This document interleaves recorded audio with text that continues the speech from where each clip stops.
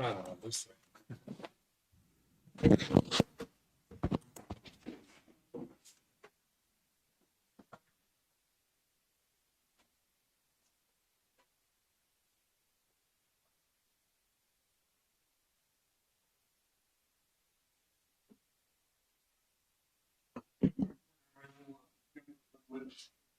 Allegiance to the flag of the United States of America and to the republic for which it stands, one nation, under God, indivisible, with liberty and justice for all. Heavenly Father, we come before you today asking you to watch over this meeting of our commission. Please be with our employees as they go about their duties throughout this week. In Jesus' name, amen.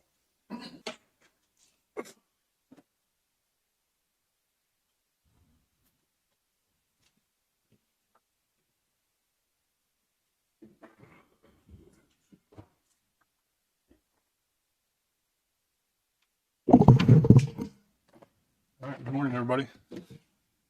Make a motion that we approve the meeting minutes from last week. I'll second it. Motion been moved and seconded. All in favor? Aye.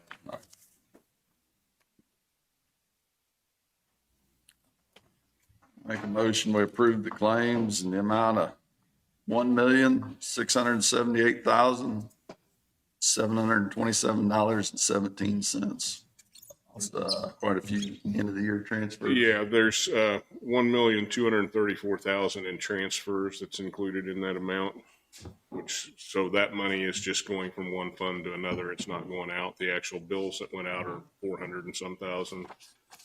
And then there's 493,000 in purchase orders that don't show up on there as they get entered in the system, and then as they're paid during the year is when they'll come through. I'll second. Motion been moved and seconded. Any more discussion? All in favor? Aye. All right, and then these are the adds and abates. So I printed a summary listing of all of them. I don't see a point in you guys signing these, like 150 of them here. Okay. But this listing shows each one with totals at the bottom of it, and I think if you guys want to just sign off on this summary sheet, that'd be fine.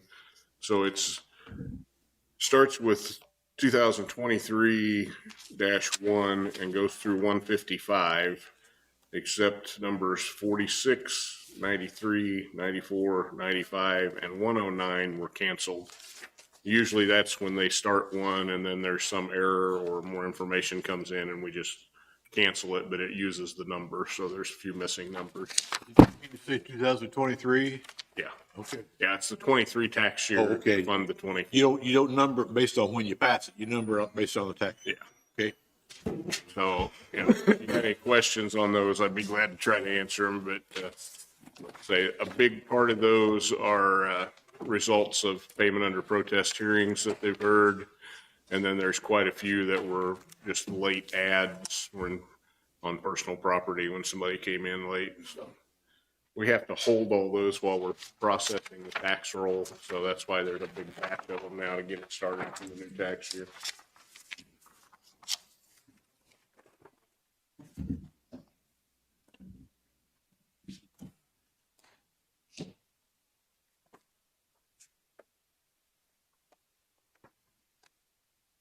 Which number, you said except number 46? Okay, it's 46, 93, 94, 95, and 109.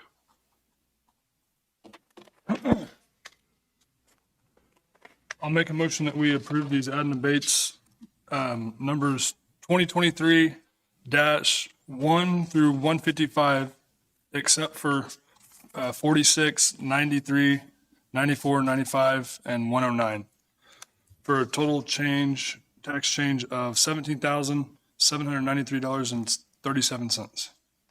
That was a decrease of that much, I believe. Decrease? That's my motion. I'll second it. Motion been moved and seconded. Any more discussion? All in favor? Aye. Aye. And then the other thing I had this morning is I've got the salary schedule resolution ready.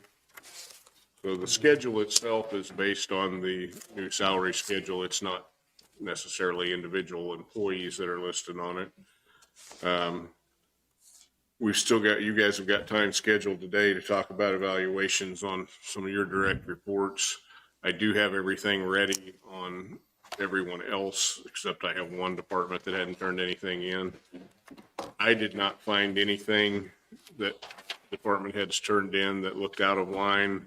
I mean, we always tell them, try not to go more than 2 steps unless there's something exceptional for an increase.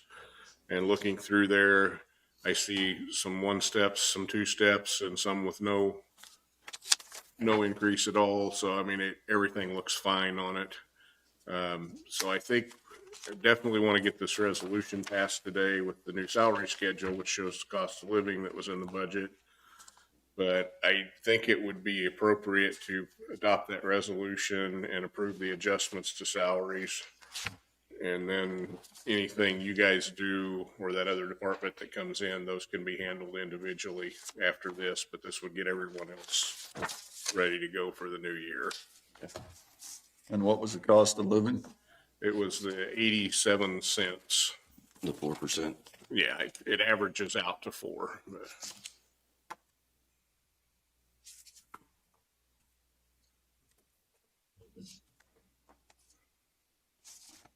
You want to do up all that during the employee evaluation? it doesn't matter when to me. We just sometime today we need to get that wrapped up. So yeah, I can hang on to it till later if you want to.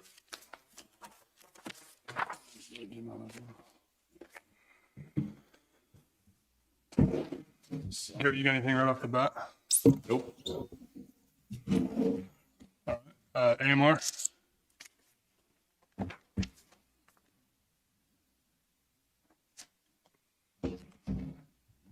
Good morning, AMR Operations Supervisor Louis Saloy. I've got our packet for the week, the month, and the year.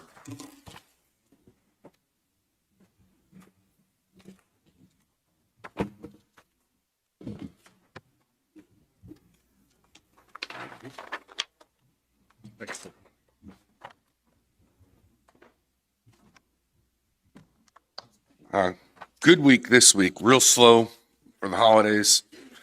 Gotta like that if you're in this field. 24 calls, 13 transports.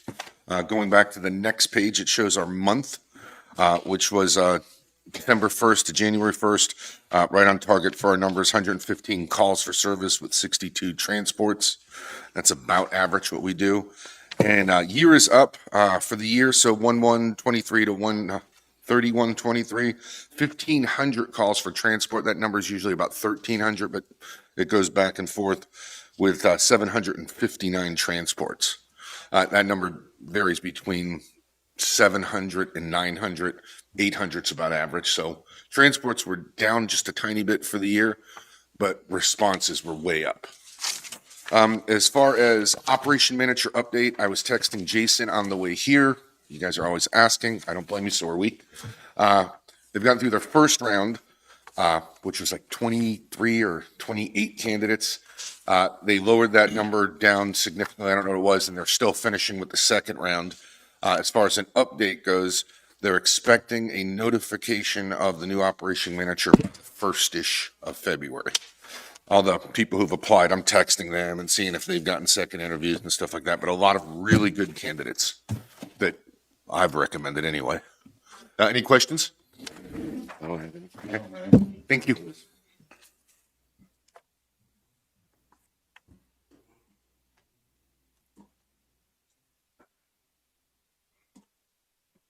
Randy?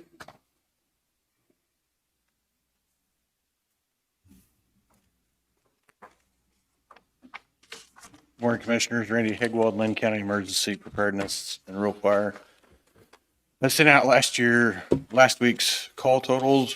We had 5 incidents, brought our yearly total up to 449. That's down from last year and down from what we normally based our budget off of 500. We had 555 last year. I haven't looked over the numbers, see what was decreased from last year. I know we kind of had a slow grass fire season this year, so I'm guessing that's where some of our numbers we're short this year as far as responses. First year, I got a couple of the smaller stations in smaller areas planning community events, chili feeds and stuff like that to help with recruiting in those areas. Once I get more information on those, I'll get that out where the public can attend those and tour the fire stations, and hopefully we can recruit some people on that. Emergency preparedness side, we have a free cybersecurity community education class January 13th from 9 o'clock to 10 o'clock here at the Annex in Mound City, and then from 1 o'clock to 2 o'clock in Lacine at the library. We have a detective from Shawnee Police Department coming down, giving a talk on cybersecurity, help people notice like scams and stuff like that, help around tax time, stuff like that. It's a free training. So it's posted on our Facebook page to get the information out there for anybody that wants to attend. That's all I have, unless you guys have something. I don't. Anyone? Thank you. Thank you, Randy.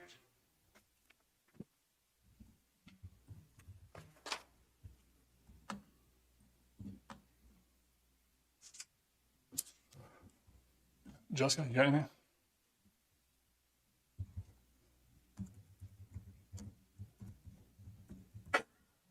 Good morning, Jessica Hightower, Economic Development.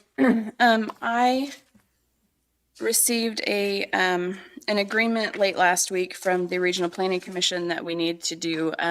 This is an updated agreement for the Build America, Buy America Act that we have to have the signature on file for our community development block grant that we got for STARS.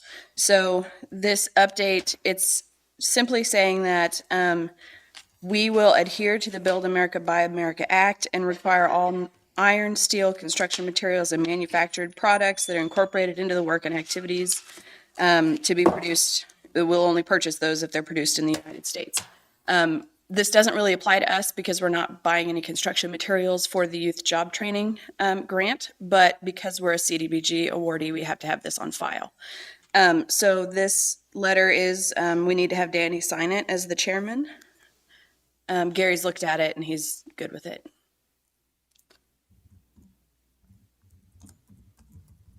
Called the Build America, Buy America? Is that what you mean? Yes, it's an agreement that we will adhere to that.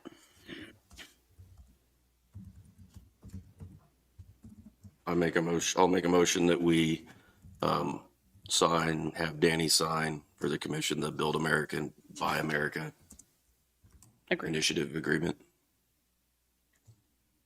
I'll second. Motion been moved and second. All in favor? Aye. Aye.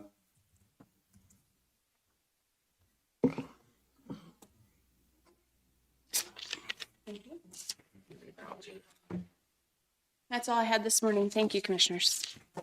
Have we got anything on the airport or anything like that? Have you heard anything from them? Still working on it. Have you reached out to the cities or the schools to see what they would do on the taxes? Have we had any communication with anybody? Because I know we're paying the tax on that again, that they would drop any kind of communication. I haven't. I haven't talked to them. If you want us to, can. I mean, I don't know. What were you referring to, the airport? Yes. The airport, we're paying taxes out there, and then, I mean, they're getting a huge chunk of it. And would they be willing to, I'm just asking if we'd talk to anybody there at the school or the city. I actually went in and talked to the city when it was under different administration, but I can do that again. But it wasn't the best conversation. I can go in and talk to it again because they're under new administration, so I have no problem with that. Not for sure about the schools though. I don't know. It's taking part of it. Wondered if they'd be willing to talk to us about it. Would you hurt? Anything else for me? I don't have any. Thank you.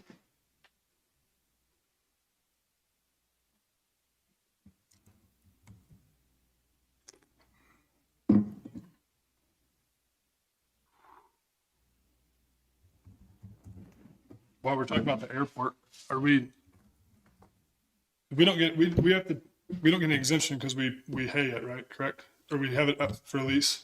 Right. And because those Lots lots are for sale. We're, So should we go ahead and split off that the acreage from the, well, we The talked airport. about it, but you were gonna give some more thought to whether was it, Mr.,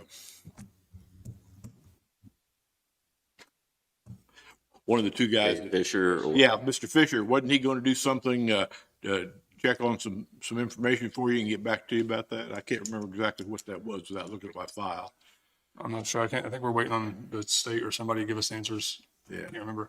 But, Would it affect us if we went ahead and personally just split that land off of the airport? you would still pay tax for the hayland. You just wouldn't be paying tax for the runway. I mean, so would that affect us or not? Would, Would we benefit? Would it benefit? it wouldn't be much reduction because And then what if we took the lots off the market? Cause that was the other. that was the other thing we talked about doing, was taking the lots off the market. And, if you do that, then those become a part of the airport and can be exempt.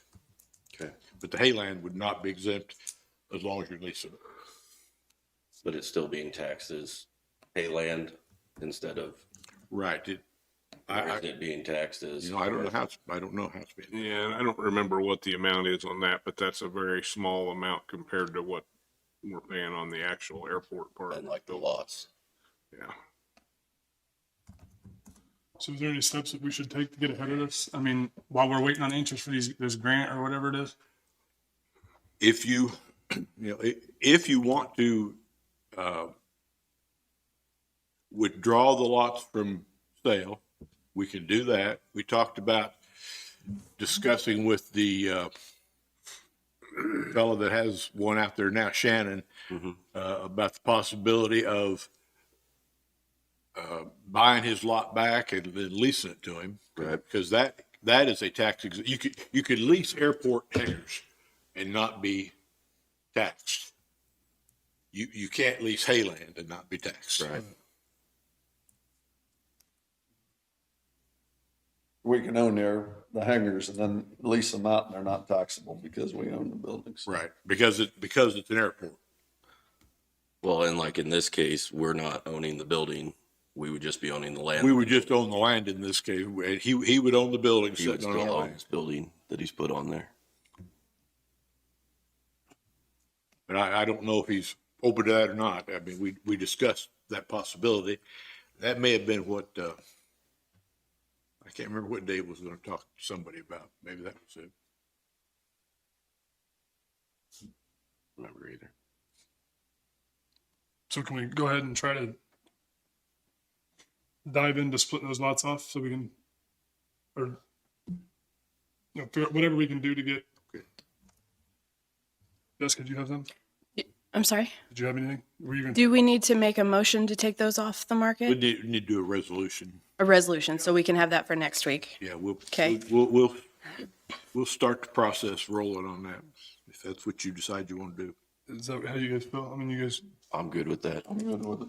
And we have 3 property owners out there that own lots. If that's something you're interested in, I can reach out to them and see. So, I mean, they are currently paying their taxes on the ones that they own, Correct. not us. Right. So we wouldn't have to buy them back. If we take ours off, then we're going to be able to stop paying taxes on those and we set them up as available for lease. The property taxes are the sticking point for those landowners, though, as far as why they have not built hangars. Okay. That don't stop us from going ahead and getting our taxes dropped down if we No. take them off the market. I don't, if they continue to own the lots, I don't think that won't keep us from getting our taxes dropped. I think they may want to sell them back to us because they don't like the taxes they're paying on. So here's just a little information on that. There's a whole bunch of entries in the tax system because a bunch of those lots have their own tax ID. But the big chunk of it is the 135.9 acres. And on that, these are assessed values, not appraised, but the assessed value on what's listed as ag is $3,096. Yeah, so So that's going to be the hay ground part of it. that taxes on that's not gonna be very Right. much. On that same parcel, the commercial part is $178,403. And at commercial, I believe that's a 25% assessment rate. So that's showing an appraised value of $713,612. So that's where the big chunk of the taxes are on it, is on that commercial part. And those are the commercial part is the Split off lots. the hay ground, make the rest of it strictly airport and not for sale, then we should be able to get an exemption. Drop it way down. If we go back to just agricultural on the hay ground. Right. We should be able to get an exemption on the rest. I'm for moving forward on that myself. I am too. And a bunch of these other just individual lots are listed as vacant, and the assessed value on them is $2,099. So that's going to be a very small amount too. It's that one big piece that's really hitting us.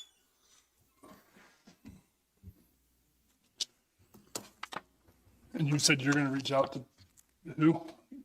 If you are interested in purchasing the lots back from the landowners out there, I can reach out to them. If you're not sure about that yet, I can hold off. Yes. I'm not for purchasing them right now. Are you? I've done a little bit of talking to Shannon and his guys out there, and I don't know if I don't know where they'll be at. But I mean, I'm open to anything to help us out here. So I think we move with trying to decrease our tax liability on it, I agree. And get answers about the grant. as far as whether we can sell off pieces. Yeah, and those Pappy Light things, and all right, I like it. Okay. Thank you, Jessica. Thank you.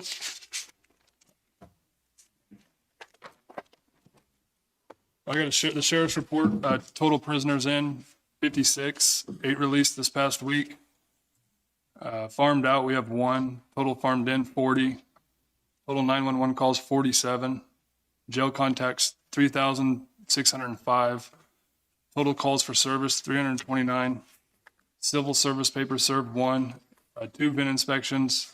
5 new cases opened, 4 closed. 2 vehicle crashes, 0 SRO activities. 64 bailiff contacts, 4 livestock out.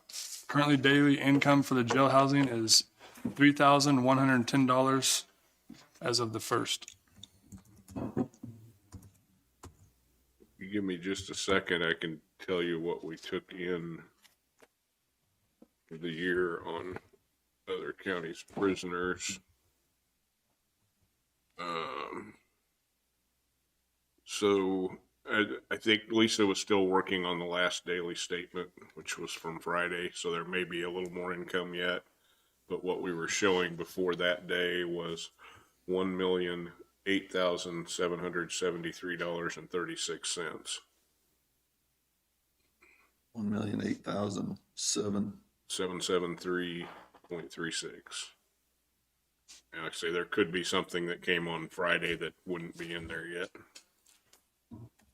We also, of course, on the sales tax, let me give you a number on that while we're talking about this kind of stuff. That was the receivables for other That was counties. other counties' prisoners that we housed. The sales tax income, again, the December payment had not come in yet. Janet showed me she had the notice on it, and I don't have that exact number with me, but I believe it was 93,000 and something that would be coming. But without that, we had $1,251,214.71. So we're going to be looking at a little over 1.3 million that we received on sales tax. Now that other one, if it didn't come in Friday, will go into next year's income when it does come, but it was actually the payment we should get in December. What are our payments gonna be? Do you have that? I don't have that out here, where I can get to it. I know it's gonna be more than what we were paying because we're still paying the old bonds and the new ones, but it was less than that amount. Right, cover, Yeah, yeah. I mean, we're still bringing in more than we have to make the payments. And we have a pretty substantial amount built up in that fund. So when we get to that point where we can start paying more ahead, we've got money that we're putting back to do it.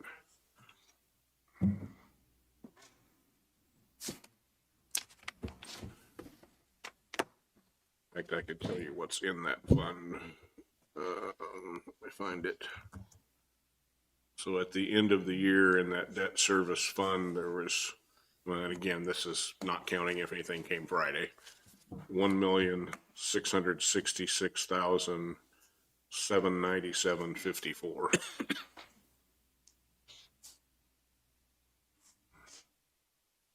Even with the new one, you know, our old payments were running around 900,000, a little over. It varies a little year to year depending on what's being paid off.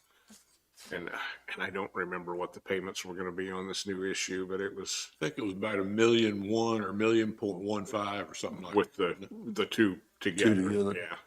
So we've already got enough in there starting the year to make the whole year's payments.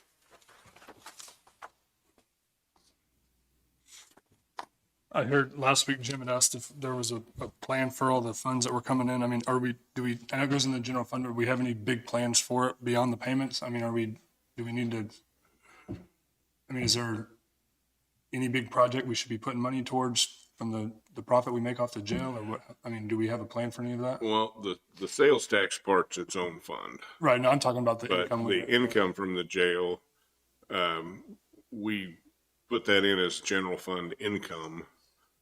And I'd have to. Aren't we using that to offset some of the, We need to offset Increase everything we're doing in the in general cost. fund. I mean, it's helping Right. pay for a lot of things, but so it's not just sitting there accumulating? no, it's part of our income for general fund. So it's available. And without So- pulling up this year's budget, I don't remember what I budgeted this year to come in on that. But, you know, as you can see, we brought in over $1.25 million last year. And when I had not budgeted anywhere near that, knowing that we'd probably get more. And I know I did bump it up this year, and I don't remember that number without digging the budget form out. Okay. And to take full advantage of the additional capacity that we can use now under the new bonds, Sheriff will need to continue to increase staffing a little bit. Right. We don't want to forget- We authorized him to do that. Yeah. That I can tell you that what I budgeted this year in just a second if you're wanting to see that too. And because we use some of those funds for the employee increase, right? That one we did in April last year was basically funded out of the excess that was coming in, and that it didn't use all of the excess for the prior year, but a good part of it. Our plan was to utilize some funds from the senior center that we sold, right? Wasn't that some income we were gonna put back towards the employee? Because we didn't want to rely on the income from the jail again this year for the employee increase, correct? Is that what we Or talked about? it's in their budgets. Yeah, I said we just This year. budgeted for the increases for this year, so it wasn't, okay, so for 24, I budgeted 900,000 in income from other prisoners, so we should beat that by quite a bit again. By half, probably. Yeah. You said that's from other counties or what? Yeah.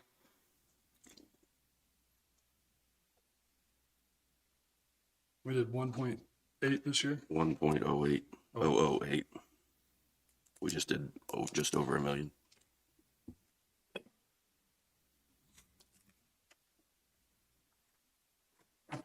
We got any more discussion on any of that? When is our next payment due with that much in the sales tax fund? July 1st. July 1st. And it says July 1st is the due date, but on those bonds, they send you a notice and it says to make sure they receive it 20 days before the due date. So actually be around the 1st of June when we'll pay it. So we could have a lot more. But yeah, we'll have another 6 months worth of income coming in by then. So yeah, I mean, it's in good shape. There's no problem with that part of it.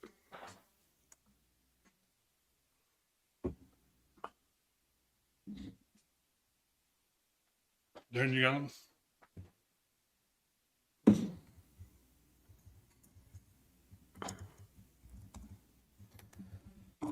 Darren Wilson, Planning and Zoning Director. Just a reminder about the ad hoc committee. We have a workshop tomorrow night at 6:30 here at the Annex. And I also have spoke with Danny. And I would like to make a recommendation to appoint Morgan Brown to the Planning and Zoning Commission in Danny's district. Morgan had reached out to me personally, here a long time ago, and then I called him back and I talked to Darren, and I feel like that he would be a good choice. So I'd make a motion that we appoint Morgan Brown to the planning and zoning for one of my positions that is open.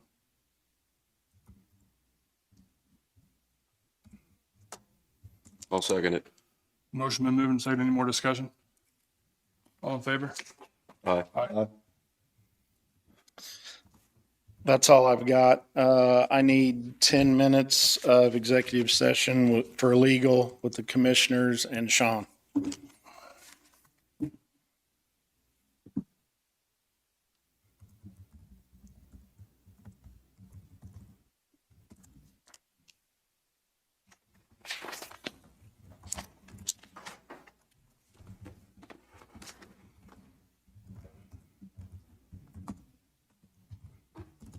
All right, who do we got back there? Amanda? Ready for you?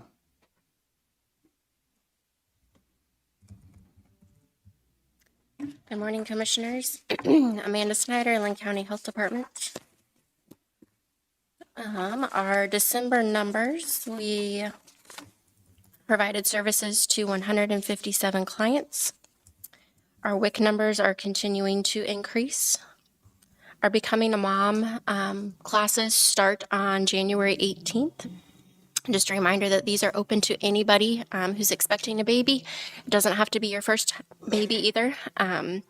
These will be held at the health department from 10 a.m. to noon every Thursday for 6 weeks. Our concrete pad has been poured in front of our building. Our digital sign has been ordered. That company shuts down for a couple weeks over the holidays, so they said that the expectant time would be around 45 to 50 days for delivery. We are working on our spring and summer programming. Last week, we had 2 of our nurses complete the CPR instructor course.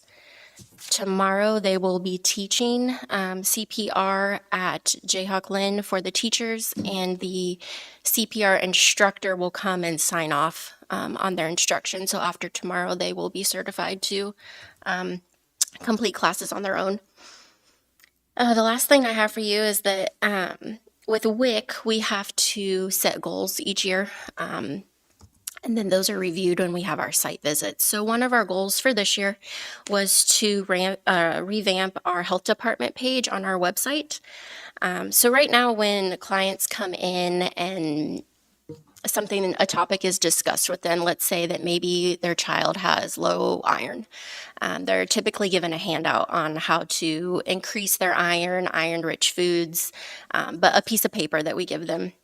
And these handouts, we typically order through a company called Noodle Soup, and they're kind of costly.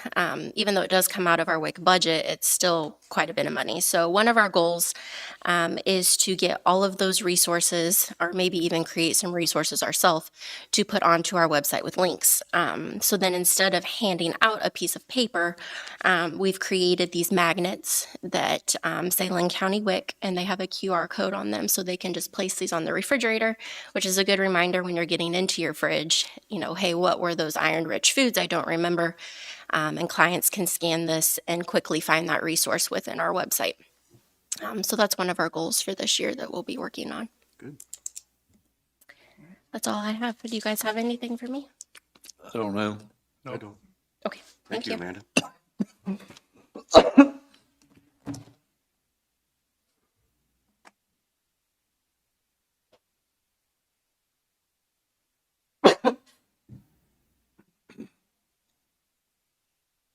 Sean?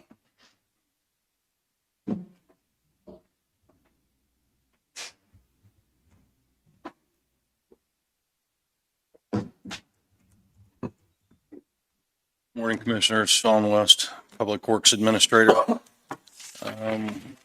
So that we can get him back to his shop, I'd like to start with our South Shop Foreman, Denny, coming up and covering a agreement for services on one of our units.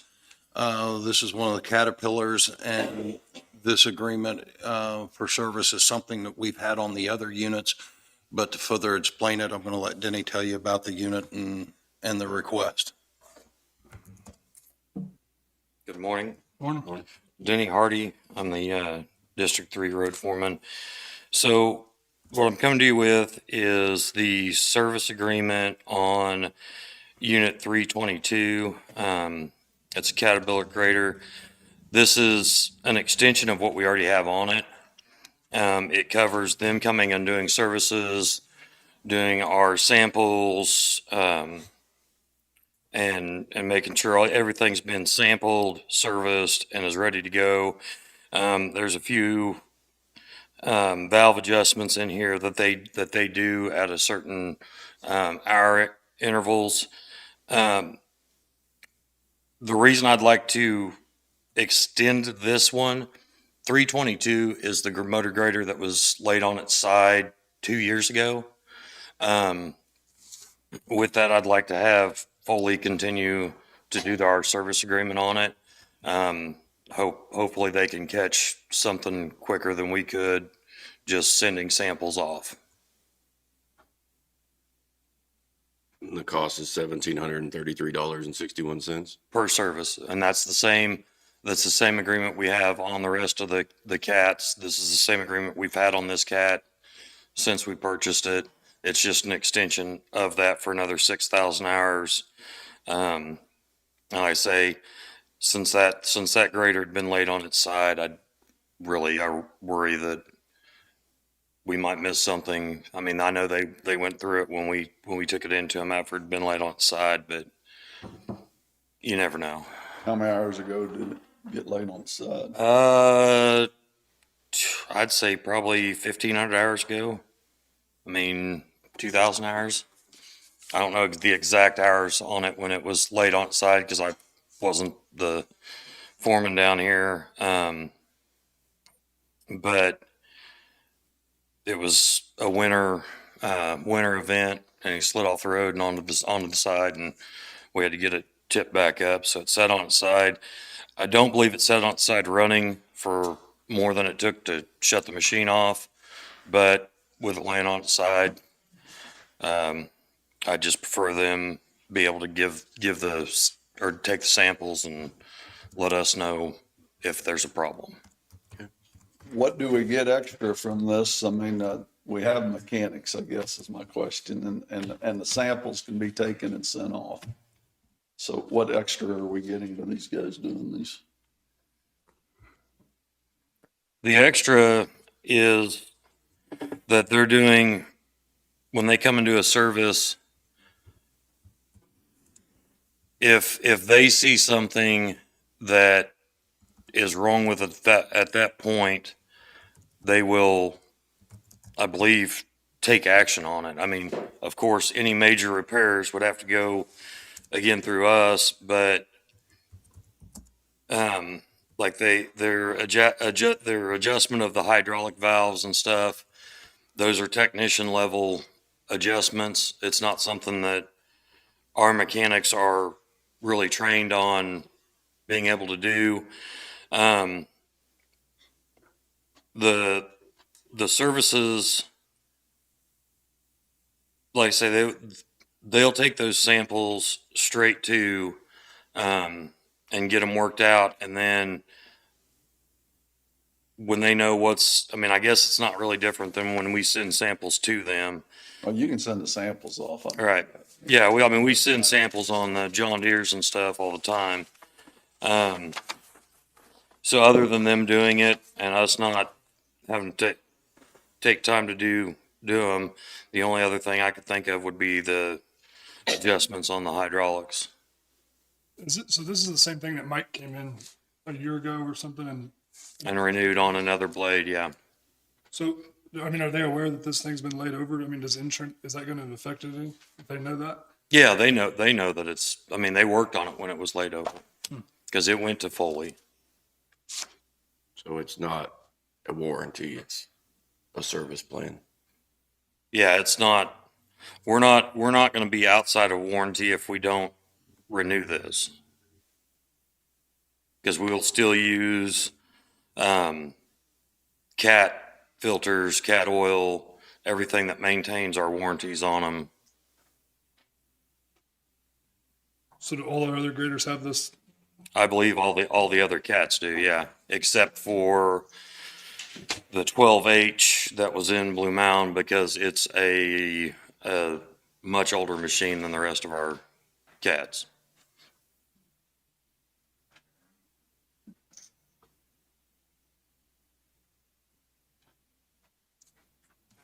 Do you feel like this is beneficial to have this? I do, but like I say, I believe it's beneficial, but I mean, we can do the service on it. It just means we're out of pocket for buying the oil and everything. Service on them. And how long would that take one of our mechanics to do? Half a day, because most of it's waiting on oil to.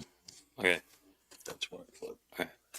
Yes, 2,000 hours ago is when it flipped. 4,543 hours, and it's right now sitting at 6,500 hours. So it's $1,700 per service each time, or per time they come, right? Every 500 hours.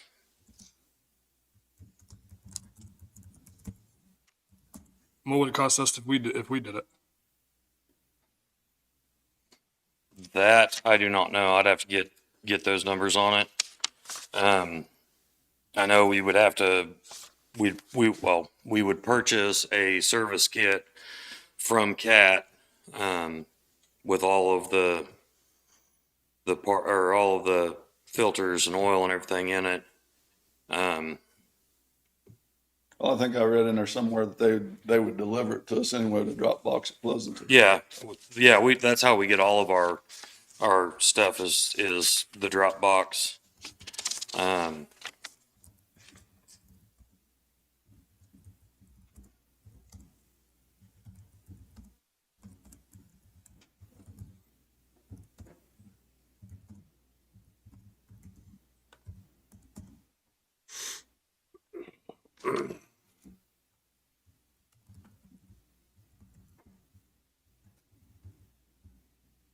But what we would end up doing is at the 250 intervals, we'd do our samples and our oil level checks and everything, and then they'd come in every 500, and at 1,500 do a different service, or at 1,000 do a different service, 1,500 a different service, 2,000 a different service. So we're sending samples in at 250 anyway, right? Yes, we're sending in oil sample and I believe it's just oil sample at that time. And then at 500, they're doing oil, transmission, and hydraulic differential, and then the coolant. And that tells them what, if anything, is in those oils, if we're having anything wear out. I know on the John Deere that I ran at North Shop, we got a sample back with particulates in the coolant, which is just a normal wear and tear. And we had to flush it several times and then send it back, and they give us the all clear on it. But that helps us stay on top of our stuff. Is this warranty running out on the other graders, or is it still pretty? Well, it's not the warranty, it's just a service agreement. I don't know where the other graders sit on their service agreement. What do you think? I'm okay with it. Yeah.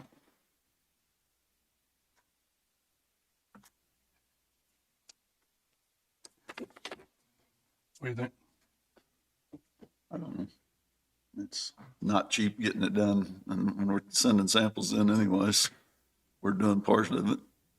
We have 3 mechanics. You want to see what the cost benefit is of having? I'd like to see what it costs as far as labor on it, the whole deal, the oil is compared to what the labor costs. I can get you those numbers.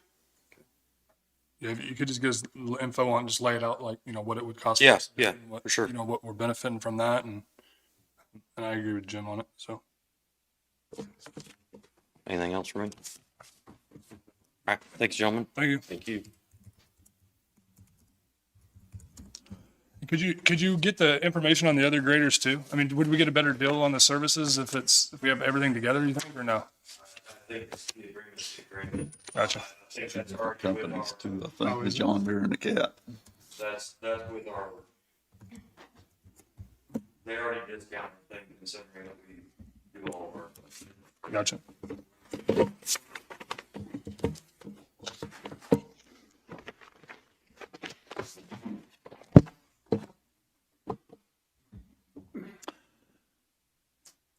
We had some questions from last week on the Hell's Bend Bridge discussion, and I've reached out, tried to answer a few of those.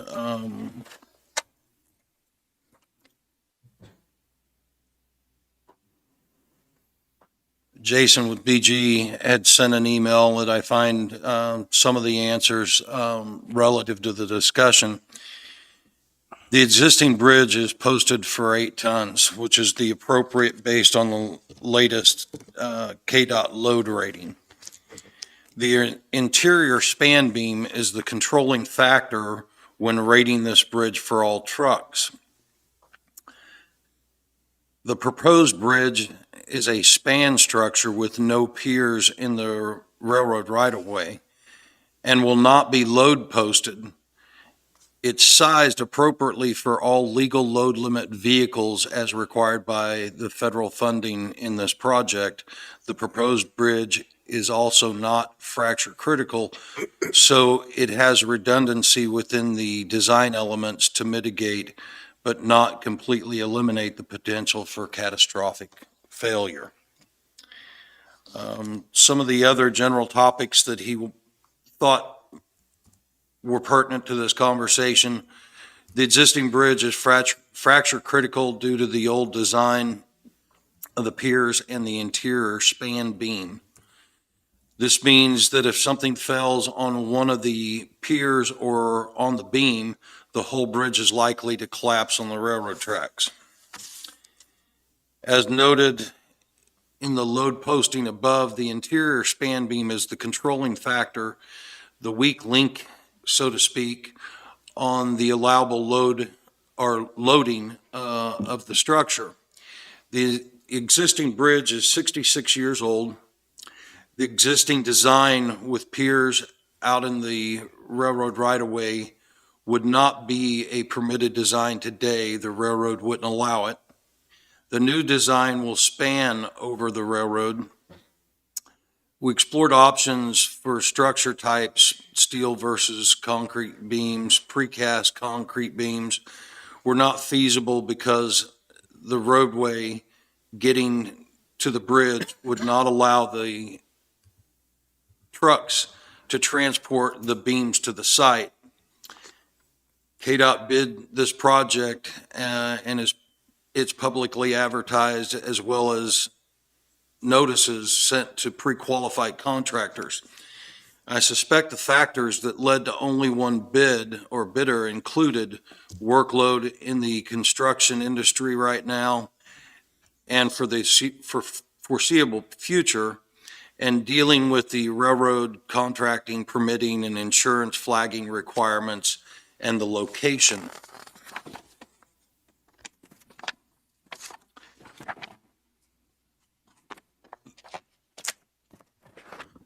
I also put together some information on the other questions that were asked.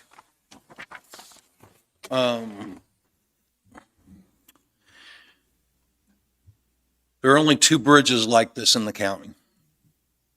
One is at Hell's Bend, which was built in 1957, and the other one on State Line Road, crossing Mine Creek, which is 5 miles east of Pleasanton and 7 miles north, that was built in 1990. The State Line Road Bridge is one of the two bridges that we entered into an agreement with Bates County on. We jointly own the bridge, but they handle the inspections and maintenance. That means the bridge is not listed in our bridge inventory with the state. Therefore, I don't have a local bridge number.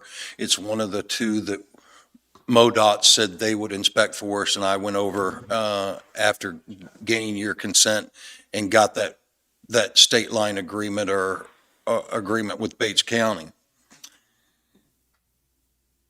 The new bridge that we're talking about not only addresses the bridge, but also the approaches, changing slopes or grade of the approach, which should also improve safety.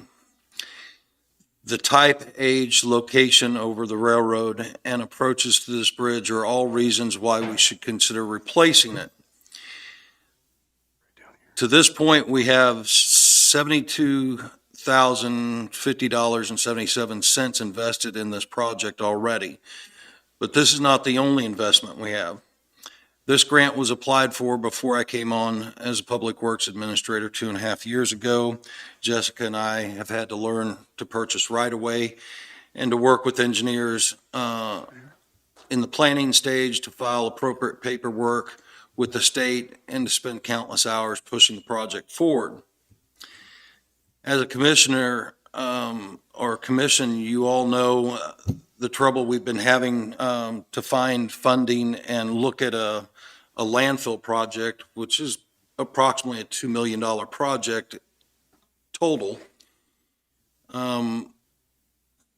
If we were not to go forward on this project, another consideration is that a future commission would have another $2 million, and with the cost increases, most likely much higher than that, another $2 million plus project to try to fund and figure out where the funding would come from. If we do not choose to go forward with this project, then we need to start funding it or figuring out funding like the landfill. We need to project that money out. We need to come up with a funding mechanism or stream, and we need to have a plan forward for it so that someone else doesn't several years later have to deal with this and go through all the trouble of finding that money that doesn't exist or wasn't planned for. I am, and our staff, invested in the project itself. Welcome any questions you have. I only see two reasonable solutions to this because of the type of bridge it is. We either fix it now or we develop a funding mechanism to have a plan to fix it later. But I would also remind you that there is a state line road bridge with the same problem, that we have joint ownership between us and Missouri or Bates County, and we're going to have this problem all over again with another bridge before we get the two of the bridges out of the system. The reason this one is so much more important than the other one is the age of it and the fact that it crosses the railroad right away. If you have any questions for me, I'd be happy to answer them. So it's been there for 66 years and the structural integrity of it's really good. I mean, it doesn't fail any of the inspections. The condition of it shows some minor or fair rusting, things that you would expect. But no, the condition of the bridge, through the reports that I looked at, would show minor surface rust and would also show some decking issues needing repair or covering. And when I say decking, I mean gravel, dirt material to cover the roadway surface of the bridge. Gravel, you said? Gravel on your approaches and other things have been noted. So there's been some use to it, some water, potholes and other things. But to speak of the condition of the bridge is not the reason to replace it. It's the type of bridge it is, the opportunity, because although this is a large amount and the amount went up from what we expected. A lot. And then The, the project, Huh? hit the project. Right. but the funding, or that half of the funding or portion of that funding may not be available for these bridges later, and we may have to find the whole amount out of county tax dollars. So although our portion of it's gone up, the consideration later in moving this down the roadway may mean that we have to totally self-fund the project. And the only option is, how high are those banks there? Do you know? I cannot answer that. The only option is to go back with a bridge. We can't, I mean, we couldn't bore down through those banks and make it a low crossing and back up across the tracks? Or it has to be a bridge? The railroad dictates a lot of the work in their right of way, and they've even dictated that we're going to remove abutments out of the old bridge after it's removed. So as far as doing anything other than the engineered plan of what's been proposed, I doubt very seriously that the railroad's going to consider any improvised crossings. Have we asked? I mean, have we asked any other deal besides a bridge? I wasn't in on the planning of that, so I don't know if they discussed that when they were doing their initial engineering. Do you know what I'm saying? Like, They had to submit the engineer, I don't know, where's that? I mean, they had to submit the initial engineering and everything and get it all processed through the railroad as well as the state. So as to whether or not we've asked, no, we haven't asked. There's been only one engineering plan put forward between the railroad and the state, or pushed to them.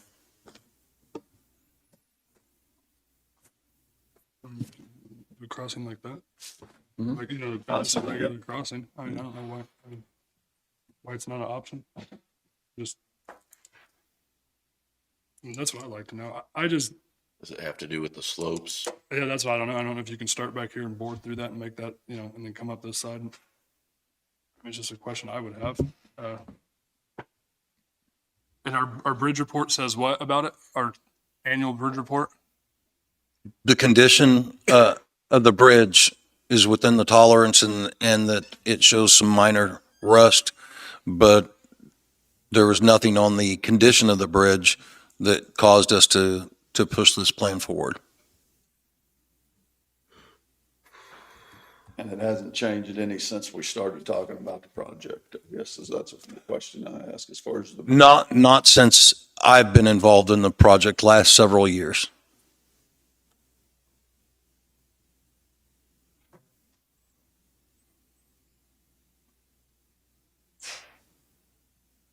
What do you guys think? You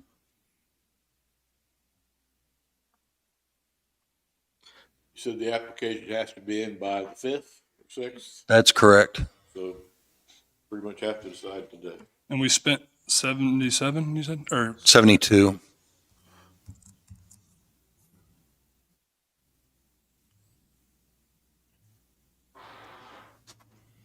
Part of that was purchasing right away. And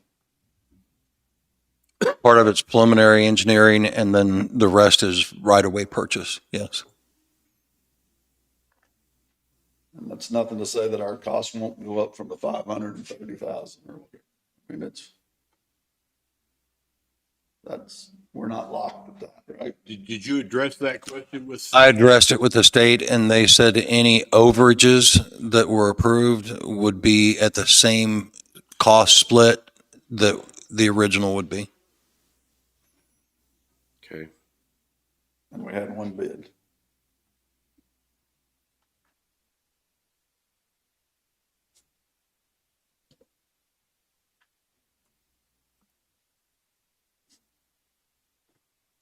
I'm scared of once we get into the project, what it's going to cost us. I am too. The restoration there's a lot of unforeseens, and with one company bidding it, scary to me.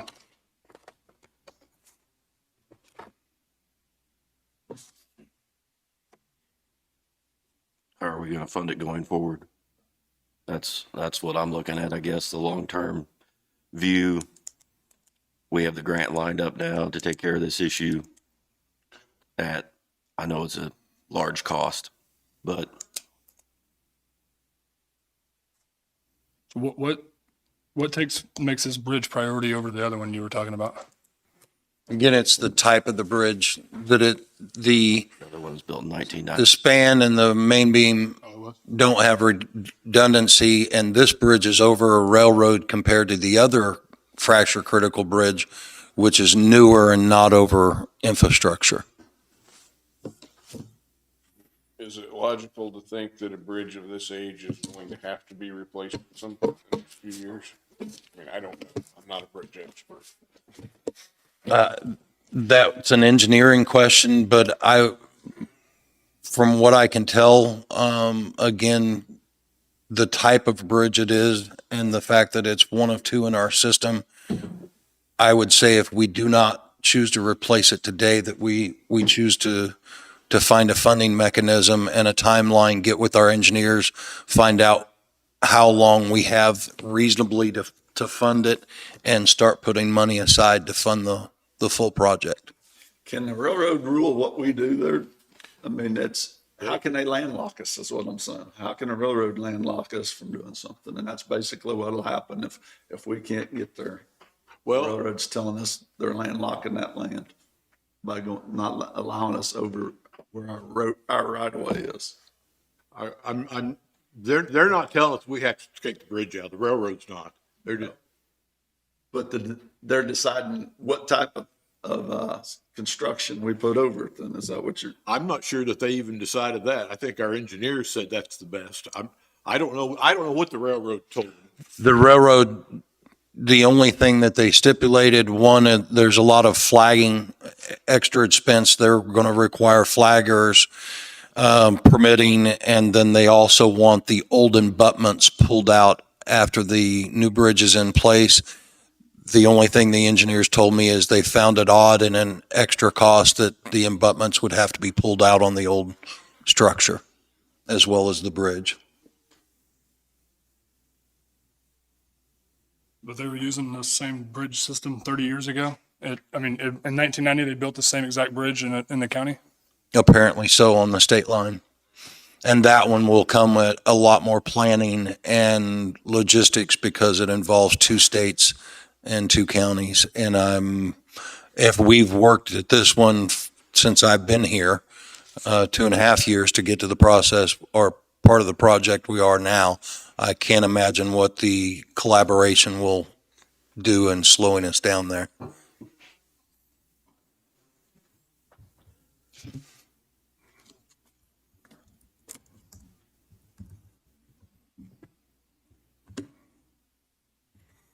So the first time we accepted bids, the price was what? What was it? I mean, how much has this project grown over the money-wise since we started? Well, the estimate that we accepted was on our portion, 361. And it was 361,000 something. I don't remember the totals, but it was right at that. And now it is 505,000. The purchase of the land and all that don't come out of our 20% though, right? Right. That's over and above. We still have to use, you're talking to 71,000, but that isn't all of our 20%. No, that preliminary engineering and the right of way are not part of that. We've spent 71,000, then we got to come up with the 300 or the 500 something on top of that. Correct. Coming up with it at this point is not an issue. We have money in special road and bridge that we put I away for this understand that. project. We've got 1.2 million sitting there. Yeah, it's not necessarily all for this project, but it's for roads or bridges and that's all it could be used for. I mean, previous commissions were putting some of that aside with this bridge in mind. I Yes. think. But that doesn't mean you're bound to that.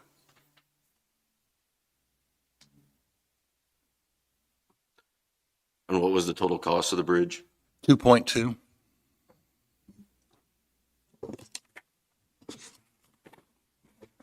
Looks like $2,293,026. Which I feel is a really low number compared to what the final price is going to be. I mean, it's just like if you go out and bid a project, that company that bid it didn't know they were going to be the only bidder. So of course they're going to hit it a little lower and leave out unforeseens. And that's how restoration works. And I'm scared that that'll be a 3.5 million at the end. You don't think they knew that there wasn't going to be a lot of competition on it and maybe put in a higher bid? That's why it came in higher to begin with. So it's fatter to start with, so maybe we won't have the cost overruns? I don't give them, that still gives them an opportunity. They can do what they want once I they got the understand. bids. You know, it's, the overages can go wherever they choose to take it. That's what scares me. Well, that's part of the job of the, both the engineer and the state on this is the state has to approve any Changes? changes. But if you're in the middle of a project, of course it's gonna get changed. I mean, I'm just saying they'll be in a position. I to some run a negotiate. restoration company, know exactly how it goes. That's not, there's a lot of unforeseens. I mean, you can't, Well, we talk about the trucking and getting the things in there, like, I mean, I've been involved in projects with the railroad on the pipeline and locations that you wouldn't think you could get anything in. When they get ready to go, they win.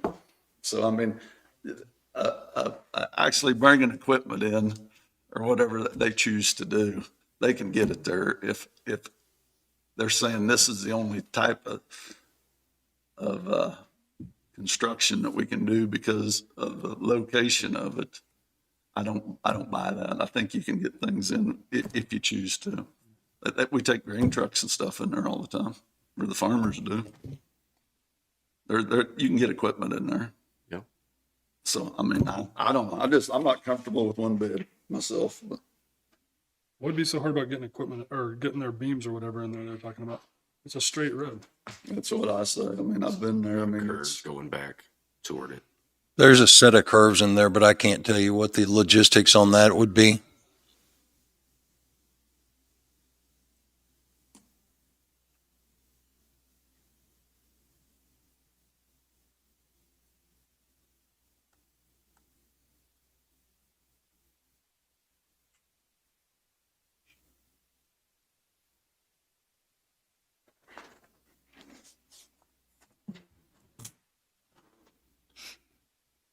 This way.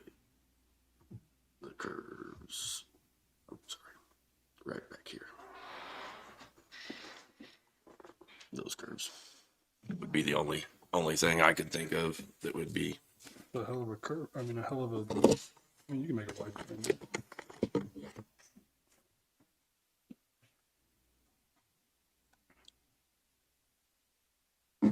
Here was my point asking about if you think it's something that'll have to be replaced at some point. We're looking at 500,000 plus whatever additions now that could be added to the project versus a total cost of over 2 million now. And if you kick this down the road 10 years, the total cost is probably going to be considerably higher by then, and we might get stuck with the whole thing. I see that side too, David. Well, and with the landfill and the other projects coming, that's a lot of large capital projects to project 5-10 years down the road and to be putting money back for. And David would know better than I, but I believe that's a lot of money to find and push back into those two funds. It took us a few years to get this much built up in there, and we've got to 1.2 now. But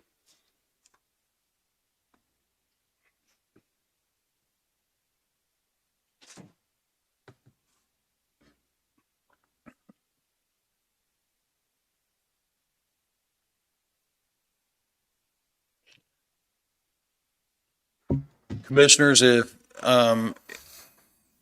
we would like to table this closer to the end of our discussion, I know you've got public comment and other things coming.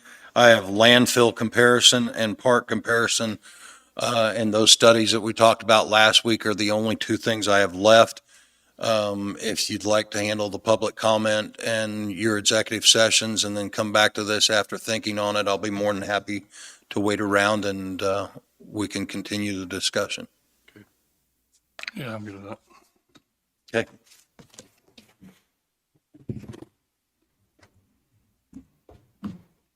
Is there a Mac Carlisle? Mac?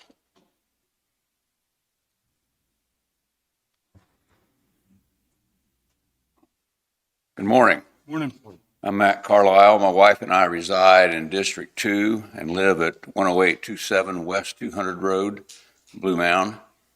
The issue I bring before you today is one that I imagine you've discussed many times, striping our county blacktop roads, one of which we live on, that extends from Manny at K7 to the south end of Blue Mound.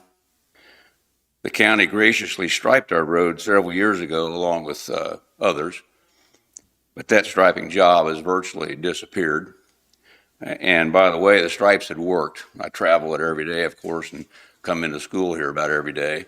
So I bore witness to that many times, that people responded to visible stripes and stayed in their lanes.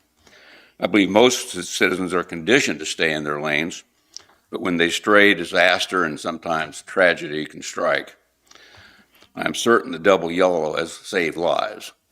The road we live on has probably at least a dozen hills between Manny and Blue Mound. And, you know, the double yellow stripes were beneficial in keeping folks where they needed to be. We should all have enough sense. I mean, it really shouldn't be necessary. I mean, if we all should have enough sense to stay in our lane, especially when hills impede our view. But we now live in a world of distractions that, to me, has become an addiction for many. I thought it was a wonderful idea when you folks collaborated with landowners a few years ago for permission to clear blind intersections of brush and trees that impeded views and had previously had resulted in close calls and even worse. I see road striping in much the same way. Your governing body is certainly not at fault in any of these cases, but you are probably the only ones who can make a difference. I dodged a stake bed truck the other day just west of our residence on the hill. It was driving in dead center, pretty high rate of speed. I managed to avoid the ditch. At first, I didn't dwell on it much, but I couldn't stop thinking about what if that had been somebody with little experience or with reaction time impeded by age, something we'll all face. That thought got stuck in my head, so that's why I'm here. Just wanted to thank you very much for listening. Thank you, Mac. Thanks. You said from Manny to Blue Mound? Pardon? You said it stretches from Manny? Right, I think it's 568, if I'm not mistaken. I've looked at that many, many times on both ends of it. I think they have the number. And then it runs parallel to, I believe the other one's 548, that's just north of Manny, that extends over to the Prescott area. And then I think on the west end, it ends over at K31. Those roads, county blacktops, I think you just carry a lot of traffic. You guys are more familiar with that than me, but that. One of the reasons why we don't is because of the chip and seal, right? As far as going back and putting on the chip and seal roads where we is, that's what I've been told. That's correct. My understanding is blacktop, there are requirements that chip and seal does not have for striping. Okay. Been told each time I've inquired from our asphalt department. What I'd like to know is what it costs us to chip and seal per mile ourselves. You know, can we go looking back and see what it's taken us to chip and seal our roads? Or we're doing it ourselves, right? That's correct. Tell you what, I reached out to Garnett, the commissioners over there, and they tried something this year that it's a different process. Ritchie Brothers or Vance, and I don't know which, he wasn't certain, but they did 1600 road going west out of Garnett. They said it's a heavily traveled road because of the ethanol plant. And this is the first year they did it. It's like a 1/4 inch overlay, but you can go right in and put the lines on it. It's a different type of deal instead of. Yeah, there's some guys that I met at the KEC that was talking about that. Well, I can't remember what those guys' names were, David, those suppliers, but yeah, I know, I don't know what you're talking about, but I've heard. But I guess the state even did it on 31 highway from Garnett to Waverly. The state is using it too.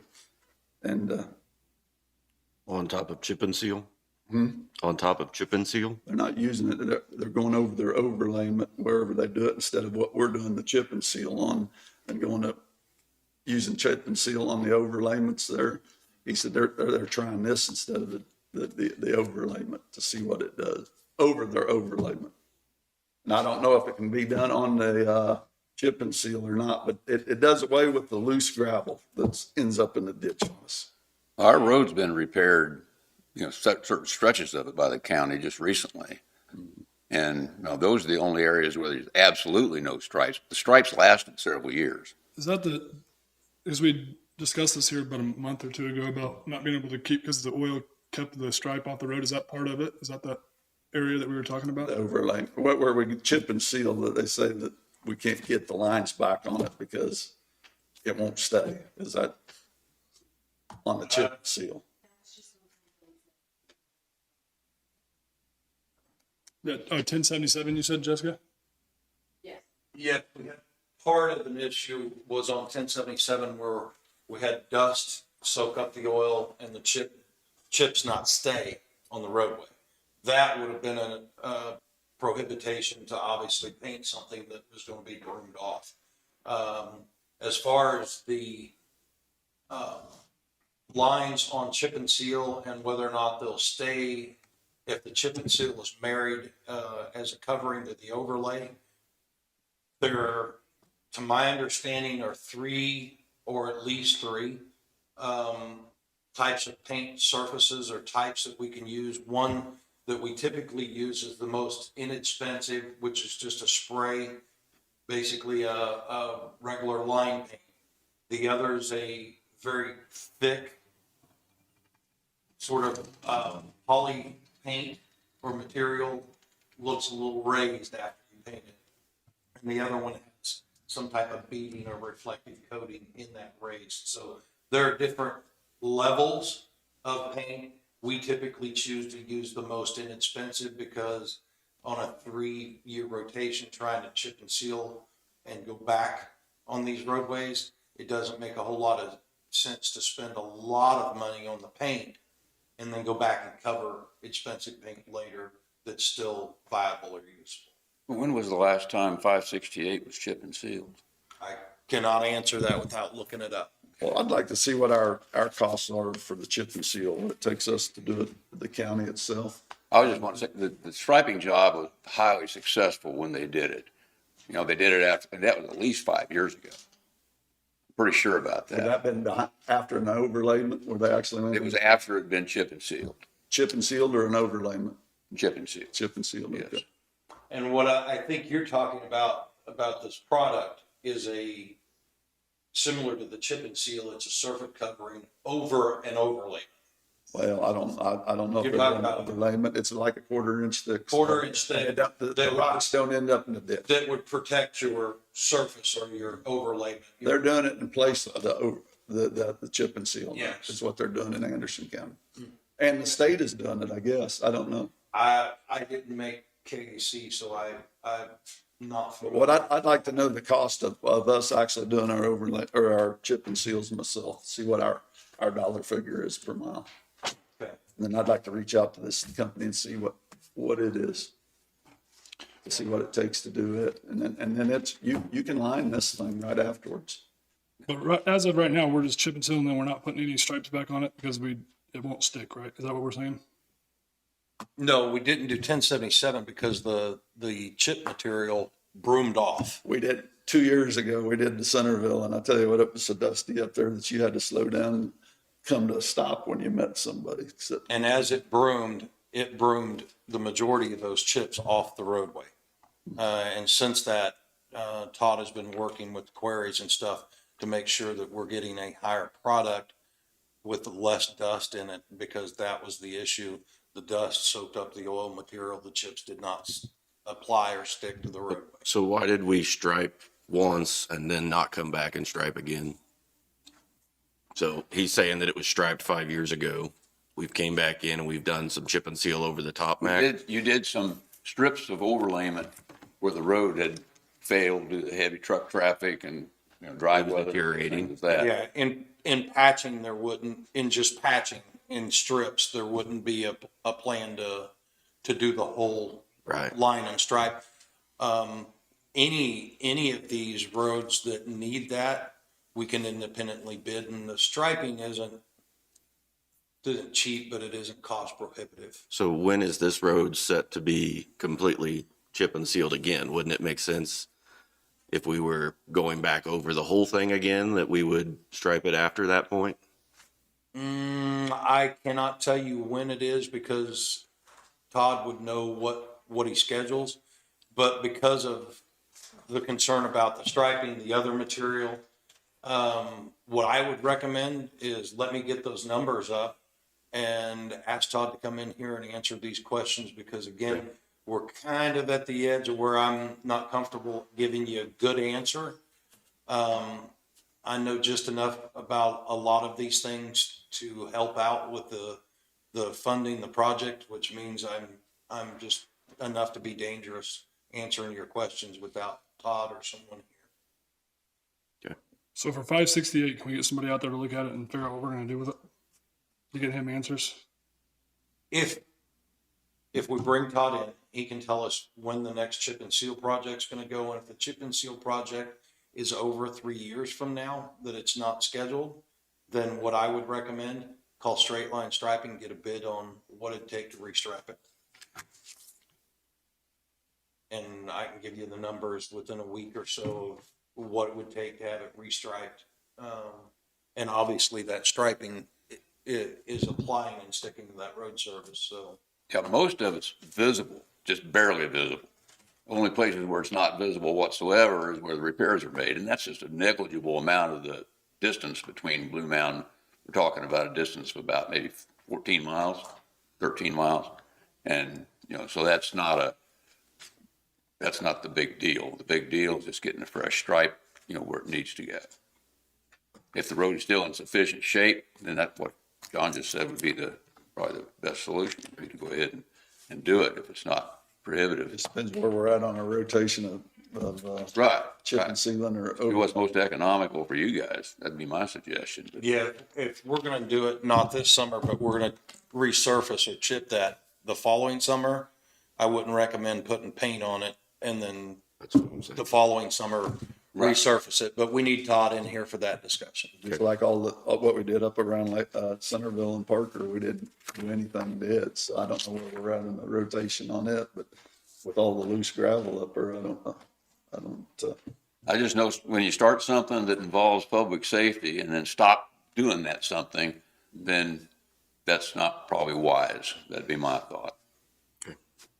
Thank you very much. Thank you, Mac.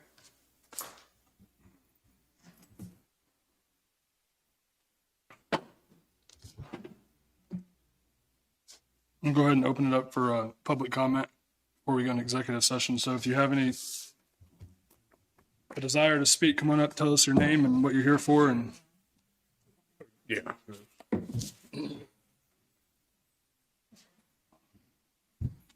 Good morning. I'm Brenda Connor from Centerville. I was down here 2 years ago and asked you to take a look into the bridges on 1700, and there still has not been anything done about it. We ride the buses over that every day. There's several of them that go over it. When you go onto the bridge, you bang. When you go off of the bridge, you bang. You asked me if it was because the bridge didn't meet the road or the road didn't meet the bridge. I don't know what the problem is. All that I know is it's just a problem.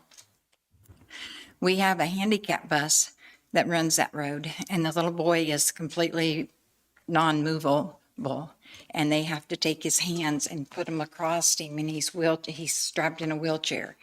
When they hit that bridge and go across it, his hands fall off. Well, it's so rough that the aide can't get up to get him back until they get over on the other side to put him back. Then they go down the road to the next 2 miles, and there's the bridge again, and it's in the same shape, and the same thing happens.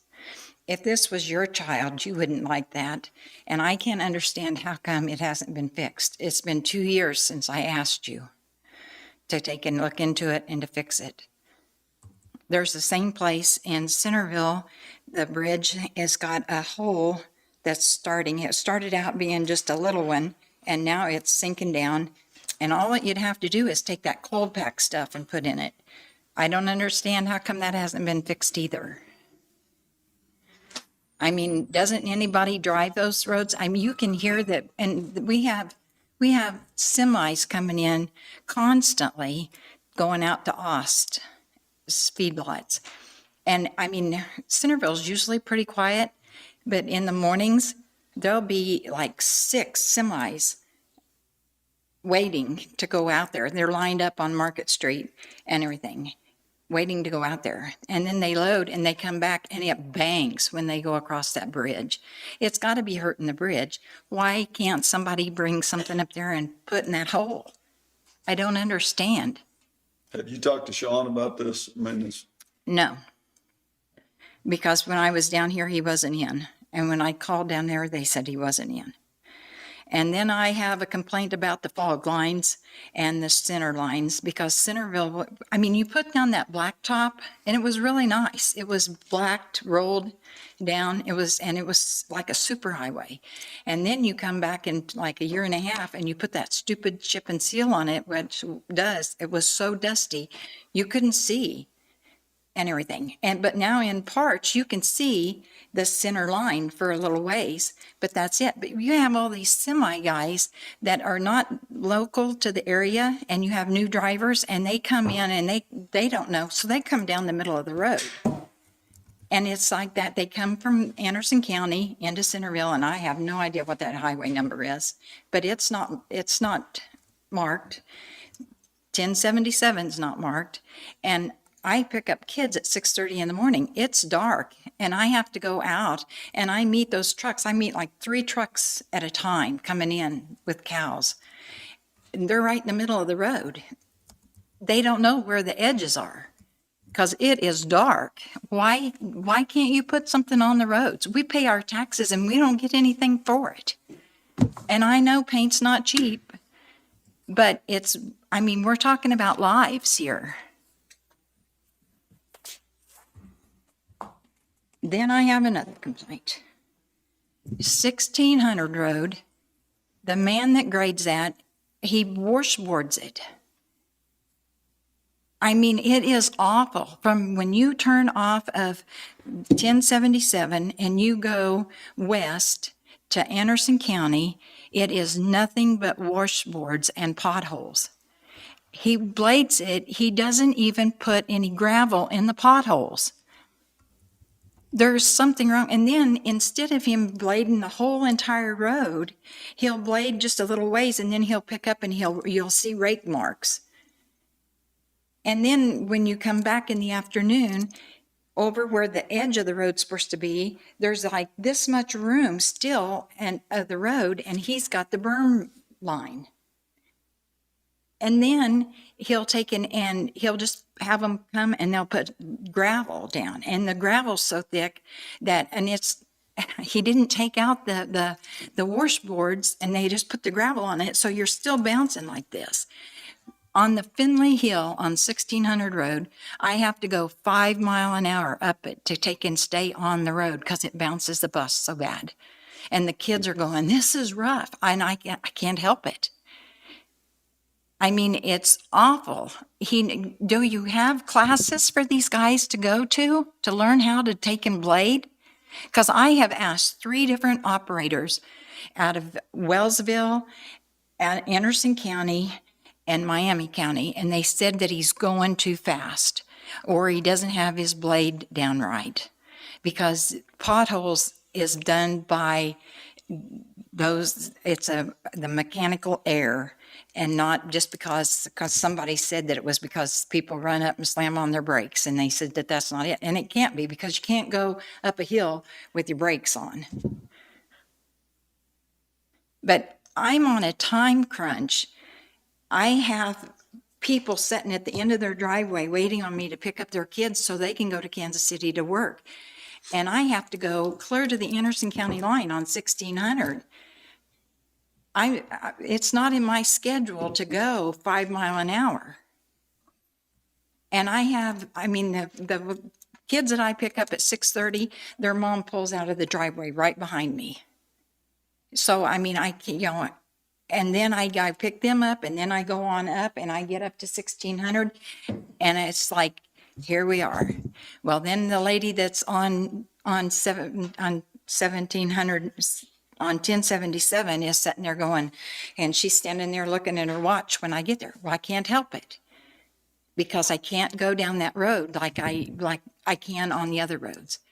And then I have to take my bus cost over $130 thousand, and I have to take it in and have screws put back in it because the screws keep falling out because of the roads. This is ridiculous.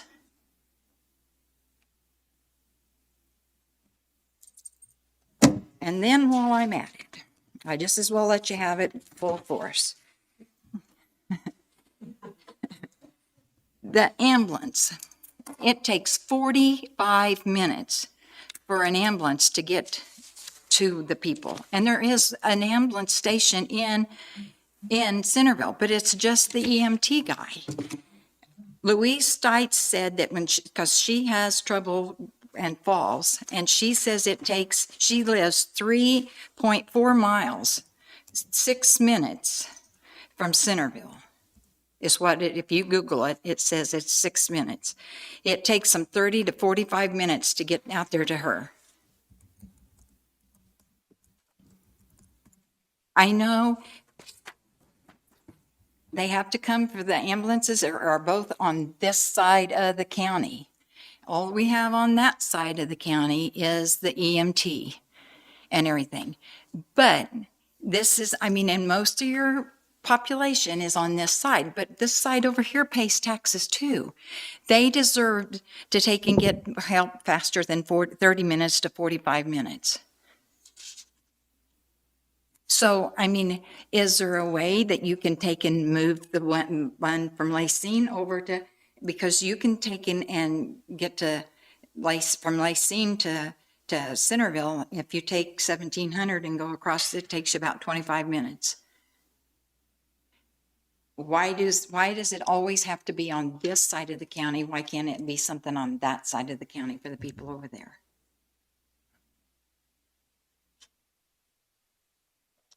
Do I have anything else?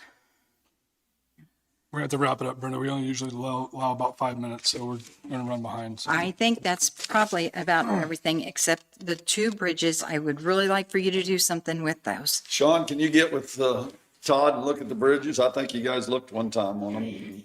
That's Used a new planer. Thank you, Brenda. I just want to remind everybody, if you get on our county website at linncountyks.com and you go all the way down to the bottom and you click on report a road problem, that's the process that we need to start taking. Calling us is probably not going to help you. I'm probably going to be working. I know they have jobs, we have jobs, we have lives too. So the best option is to get on our website and fill out a road report. Right here, it says, you go to the very bottom and it says report a road problem. You click on it and then it'll take you there or call it in, either one. Yeah.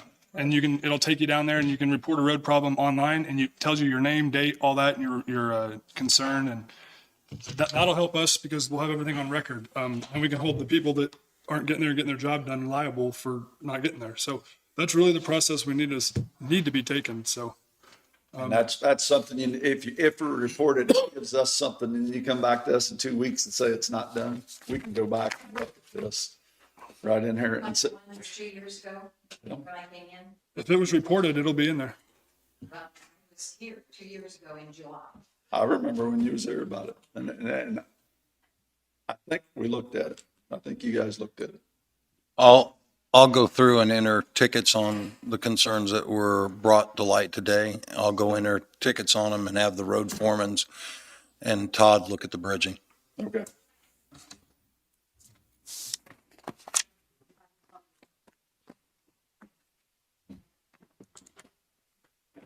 Charlene Sims, Parker, member of the Planning and Zoning Board, but I'm speaking for myself. I want to apologize for taking up your time, but during the public comments at last week's meeting, Emily Thies made some statements that are patently not untrue, and I would like to take a couple of minutes to refute her comments. I hate how this is already going. We got 5 minutes. She did it last week. I know, but it was. I get to This is defend my not what public comment character. is for. This is not what public comment is for. But since you're here, I guess we'll allow it to happen, but this has got to stop. This is ridiculous. So I completely agree. It should never have happened last week. All right. First, it is unfortunate that Ms. Thies cannot handle this as an issue to be worked on instead of making personal attacks on people. To say that the Linn County Journal has not given solar opponents coverage is untrue. The Journal has reported without bias every time solar opponents have appeared before you and the Planning Commission. Do we publish everything they say? We publish much of what they say, notating it in quotes, because not all of it is fact-based. While it is true that I cover the county commission meetings, including discussion by the solar opponents, my writing has been fact-based. As for going to meetings and then coming home and writing my perspective on a meeting is absolutely not true. I do not write about the meetings that I participate in.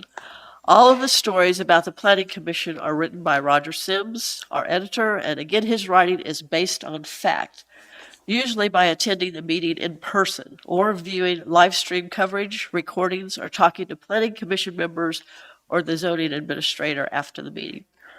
We have run 3 opinion pieces in the Journal since the controversy over solar farms. All 3 articles were clearly identified as opinion pieces in the title. One was by Roger, one was by Josh Framel with Clearway, and the other was a transcript of my address to you in December. Roger Sims, our editor, has asked Allie Hamilton to write an opinion piece for the Journal, but she has declined. Rewrote a paragraph in the Journal's opinion section that invites people of differing views to write a letter to the editor. No solar opponent has taken that opportunity yet. Instead, they trashed the Journal on Facebook and misquote us. Ms. Thies made several statements in her presentation that are absolutely untrue. They are that I told solar yeah, this is not a debate. We're not, you guys, this is our meeting to conduct business for the county. If you guys have personal issues, you guys need to take care of that outside of the meeting, and that's all. She did it this last week. but I get to answer. Today, Charlene, so this is what we're going to do. So wrap it up, please, because we're done. I am going to wrap it up here. Ms. Thies made several statements that are absolutely untrue. That I told solar opponents to shut up several times at the Planning Commission forum. I hope that all of you took some time to watch that video again. At no point do I tell anyone to shut up, be quiet, or anything of the sort. I have participated in too many public meetings to know that everyone has a right to their opinion. Actually, shut up is not even a phrase that is in my vocabulary. I respect people more than that. Ms. Thies said I call the solar opponents you people. That is another phrase that I do not use. I did say that the people in the audience were not even the 500 or 600 people that had filled out the survey for the comprehensive plan. As a matter of record, when I said that, one of the groups threw a copy of the petition toward me, and I questioned whether all of the signatures were valid. Ms. Thies disputes my statement that the solar farms cannot be seen from US 69 highway. Having looked at the area, it would be next to impossible to see them. And she said that I am not telling the truth when I say that the sounds from 69 highway are louder than the noises from a solar farm, but that is incorrect. 69 highway is louder than a solar farm. Charlene, I don't want to be disrespectful. I really, Okay. This has got to end. I have this much more. And Danny, she went on last week trashing me. Okay, well, I'm here today. This is what I want to do. So please just. I'm going to wrap it up soon. She's charged that I'm a bully.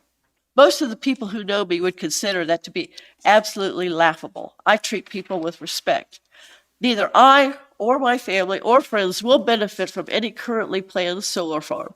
However, as a planning board member, I have a right to my opinion, as do the other planning board members. Should they be removed because they do not want to see solar farms in Linn County? Also, as a planning board member, I am there to follow the regulations that the Planning Commission and commissioners adopted, not undermine them. I am also there to listen to everyone's concerns, understand that all people in Linn County have rights and respect those rights, but also that there are times when you cannot please everyone. I also care about the financial future of Linn County and what is needed to build a stronger tax base. I also look at issues and how they will affect the county, including whether the county will have to fight a lawsuit because of a decision recommended by the planning board. I believe that conditional use permits can address specific situations to make new development more acceptable to residents close by. As for saying that only 2 families that come to the commission meetings regularly were going to be directly affected, I apologize. I made a mistake, and I believe that it might be 3 families. This obviously does not include the dozens of people who are against solar farms because they simply do not like them. She says I should be removed from the planning commission because I have an opinion on solar farms. I am concerned that if the solar regulations were ever taken to court by Effigy or one of the solar companies, that it would not look very good for the county if it came out that the commission decided to remove a planning board member because a solar opponent had told lies about them being a bully, or because a solar opponent did not want them on the planning board because they voted no on the moratorium. Thank you for your time. Charlene. Thank you, Charlene.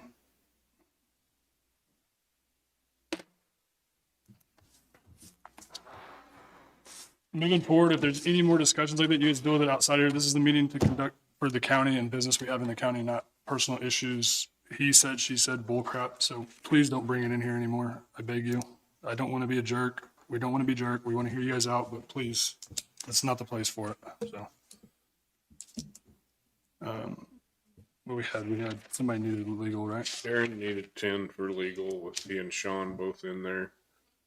And then I think at some point, were you gonna talk to him about some other issues before we got into evaluations? But If they want to.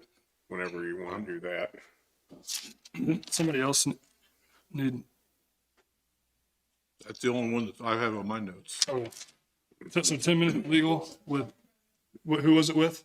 Sean. Darren and Sean. Oh, you have a public comment? Gentlemen, good morning. Morning.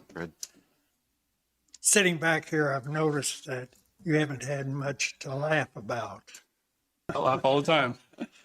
And everything, probably we shouldn't take all that serious. But for years, I came to every commissioners meeting here. And those of you who have been around in the past will remember that I have spoken a few times. And the one thing that I think we need to remember that most of the comments here this morning were from District 3, Mr. Johnson's area. And one of my statements, which the commissioners didn't laugh about years ago, was that for years the people on the west side of Highway 7 were considered to be part of Anderson County, which we are not. And in closing, I just want to thank you for listening to all our complaints, but some action on them will be greatly appreciated. Thank you. Thank you. Thank you. I'll make a motion that we go into executive session for 10 minutes legal with Gary Sean and Darren. and Sean, and with Sean and Darren also. I'll second it. Motion been moved and seconded. All in favor? Aye.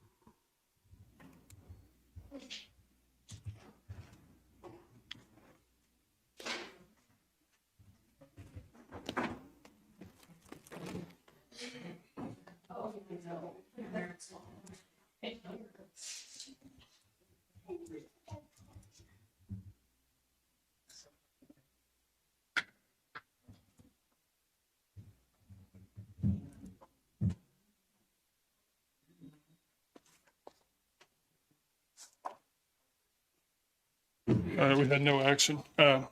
Next item on the agenda is, looks like discuss Hell's Bend project. Sean, do you want to come up and talk more about it?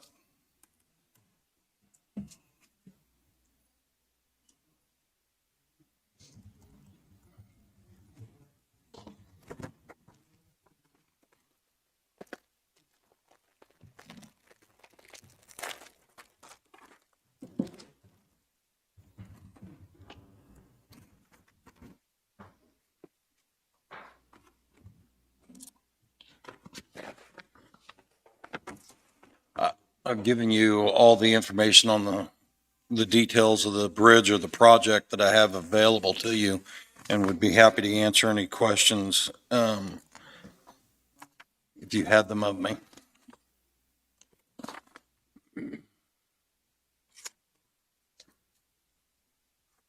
I know we're on a time crunch, but I would like to really know what other options we have besides a bridge. If we couldn't push through those little, how high are those or how high are those walls? Do you know? They're pretty high. High enough for a train to get under. That's high enough train to go under. But if we started way back and Shaped. shaped everything, dove it down, and then just did a regular crossing and then back up. I wonder, was that ever an option, or did we just say, hey, you're putting a bridge in? I don't know that was ever a consideration, that was explored. There are a couple issues that I could just think of right off the top of my head that might prohibit that. One side is in conservation for the broadhead skink. So the wall and the surface area, there would be some issues cutting into that any more than what we're talking about. And the other would be the amount of material and the cost of moving it, or the amount of right of way that we'd have to purchase to get the project done. We'd have to replan it for that. I also would just suggest that probably the railroad is going to oppose creating a new at-grade crossing. I mean, not that they could necessarily stop it, but I'm sure they would oppose it. I know there was a lot of discussion in the engineering phase as well of water runoff and things of that nature. So anything that would slope that ground drastically down would have to have a engineering plan for that as well.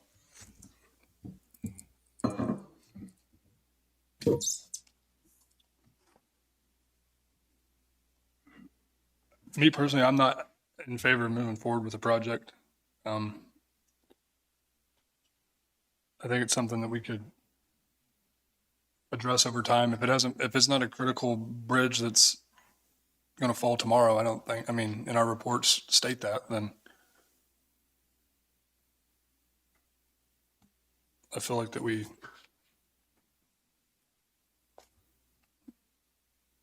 it scares me to get into that project,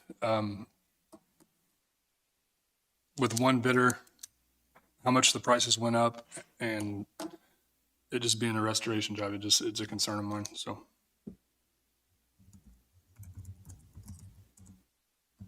How are we gonna handle it down the road? Guess we put together a plan. This was the plan. This is the plan just kind of thrown at us to get a grant.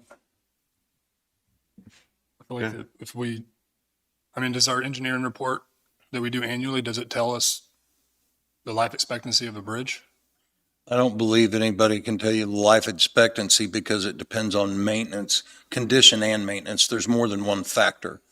So if we're willing to do maintenance on one bridge or not willing to do maintenance on another bridge, that would affect the life. So I don't know that there's an engineering firm that would put a stamp on 6 years down the, 6 years down the road, you're going to have to replace this. I mean, I feel like we have an excuse every which way we turn. I mean, there's,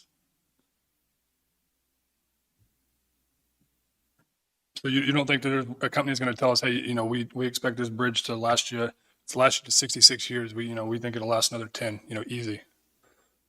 I can go back to our engineers and see what they would say about that, but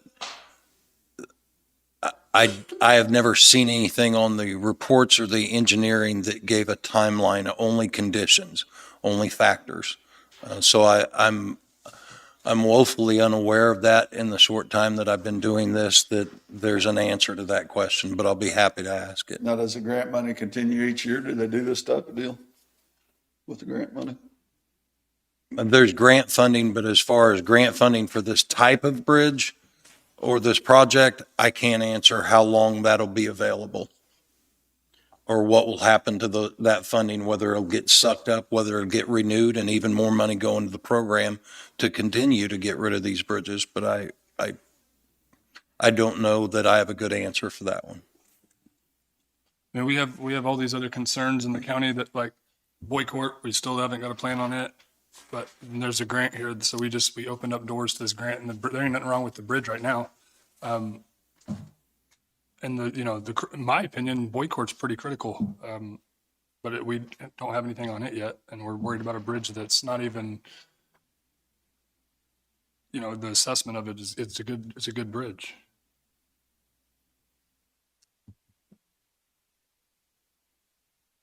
So that's kind of where I'm at. I would like to know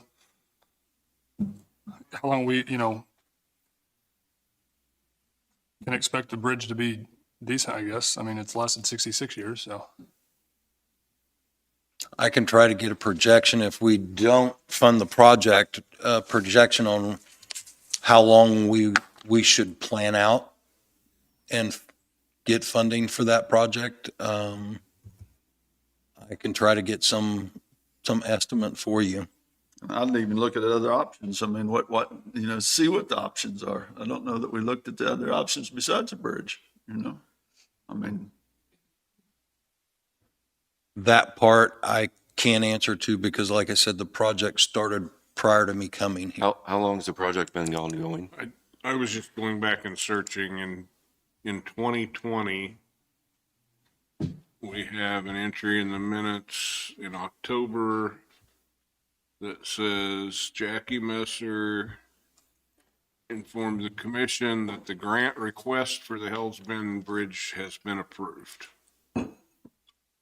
I didn't find before that, which we may have been calling it something else, and I was searching Hells Bend. I think you'll find that they were talking about it 3 or 4 years before that. It would take going through minutes a year at a time. I think it's way back there. They've been talking about it a long time. They finally found a grant that could cover it and applied for it, and that's when they got word that they got. But I think we were the ones that went looking for a grant to try to do this project years ago.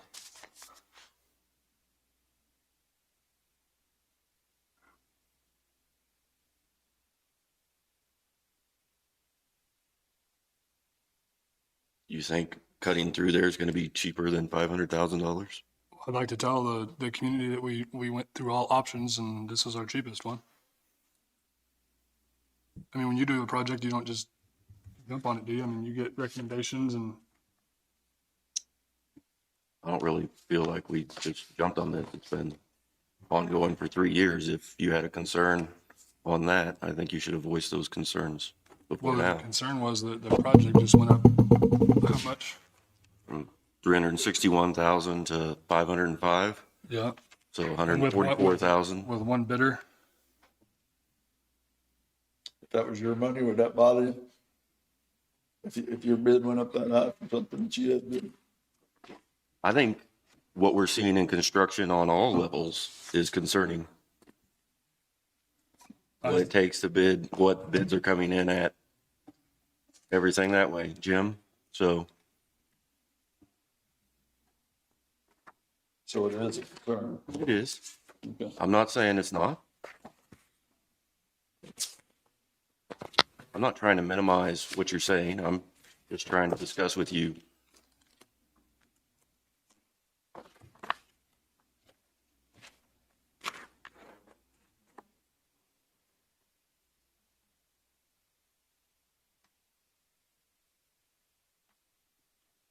I would like, I mean, that's just me. I don't know what you guys want. I would like to get a plan together, figure out options, and put something to place to budget for this instead of just jumping on this.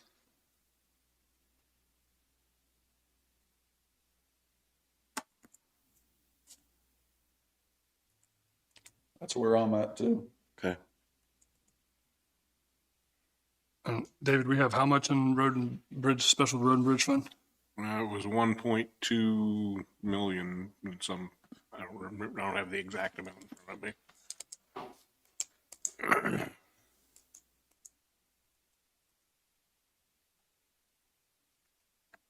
But I mean, you look at this whole project and how long it's been going on.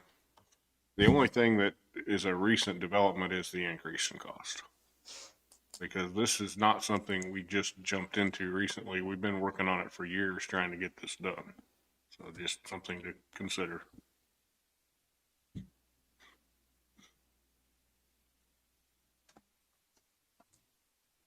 It's just What's our liability if the bridge fails?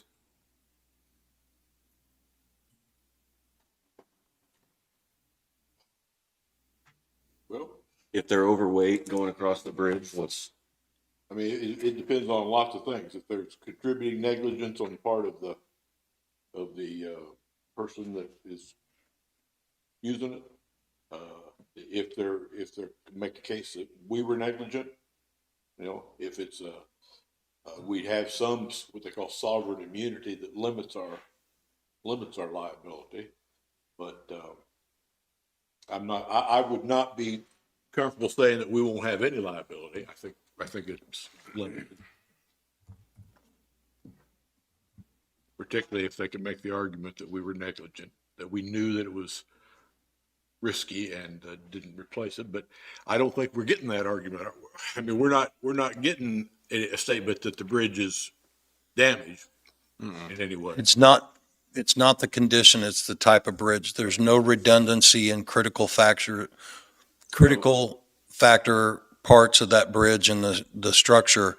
So without the redundancy, should those critical components fail, you will have critical failure of the bridge. And there are 600 other bridges of this kind around the state. How many other counties, I guess, how many bridges do they fund in the state each year with this kind of grant?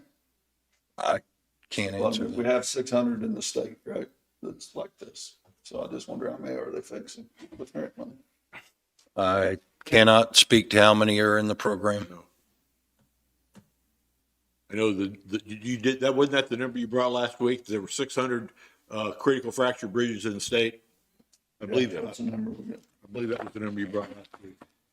Is that the only style of bridge that the funding's available? Well, I think that it's aimed at that. Yeah, I think this funding is aimed at getting critical fracture bridges off the Inventory. And that's, I can read the introduction and the information I gave last week is public confidence in highway safety is a top priority and must be maintained by all transportation agencies. National Bridge Inventory for the state of Kansas local bridge system contains records of approximately 20,500 bridges. There are approximately 600 fracture critical bridges on the National Bridge Inventory for the Kansas local bridge system. A fracture critical bridge is defined as a steel bridge with members in tension in which there is no load path, structural, or internal redundancy.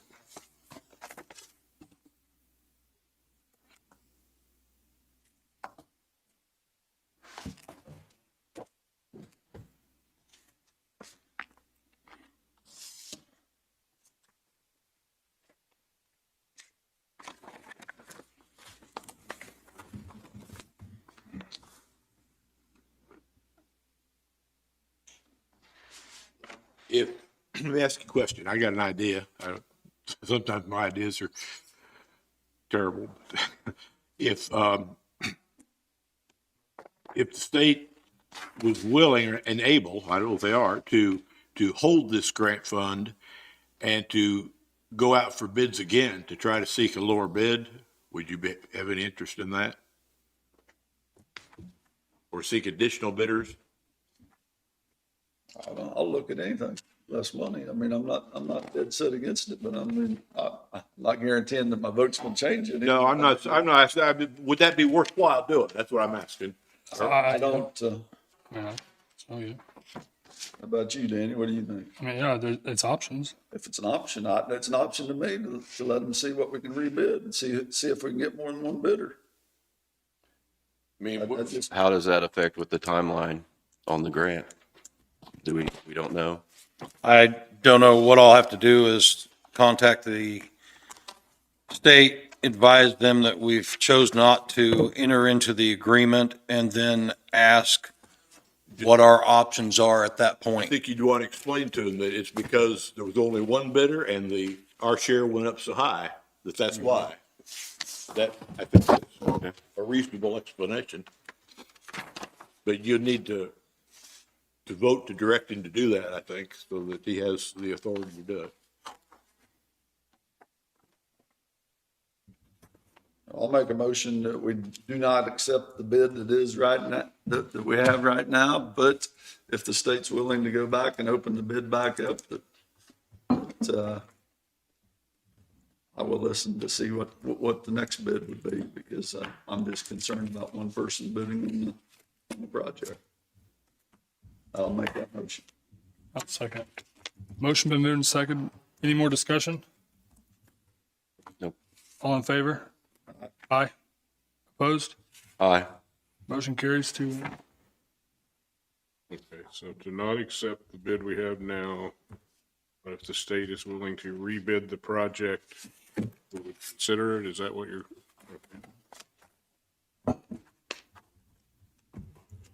From what, just a little bit of research I've done right here, I mean, it looks like there's a lot of, they're always throwing out bridge grants and the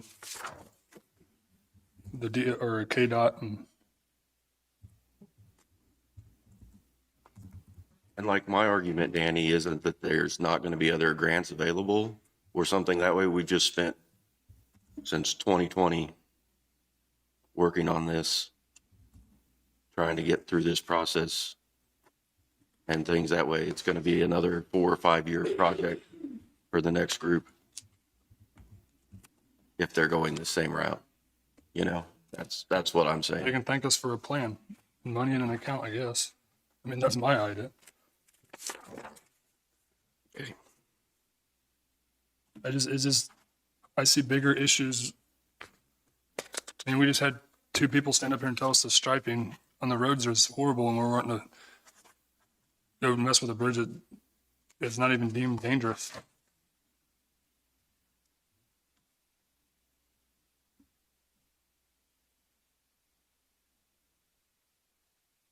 I mean, once you get into the project, I just foresee a lot more money. I mean, once you get into it, once you demo a bridge, there's really no turning back. So that $300,000 change order, you can't deny it.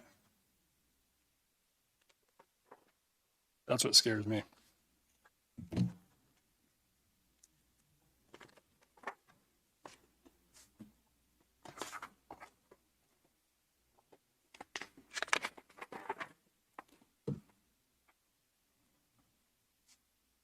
The only other items I had for you were park and solid waste fee schedules.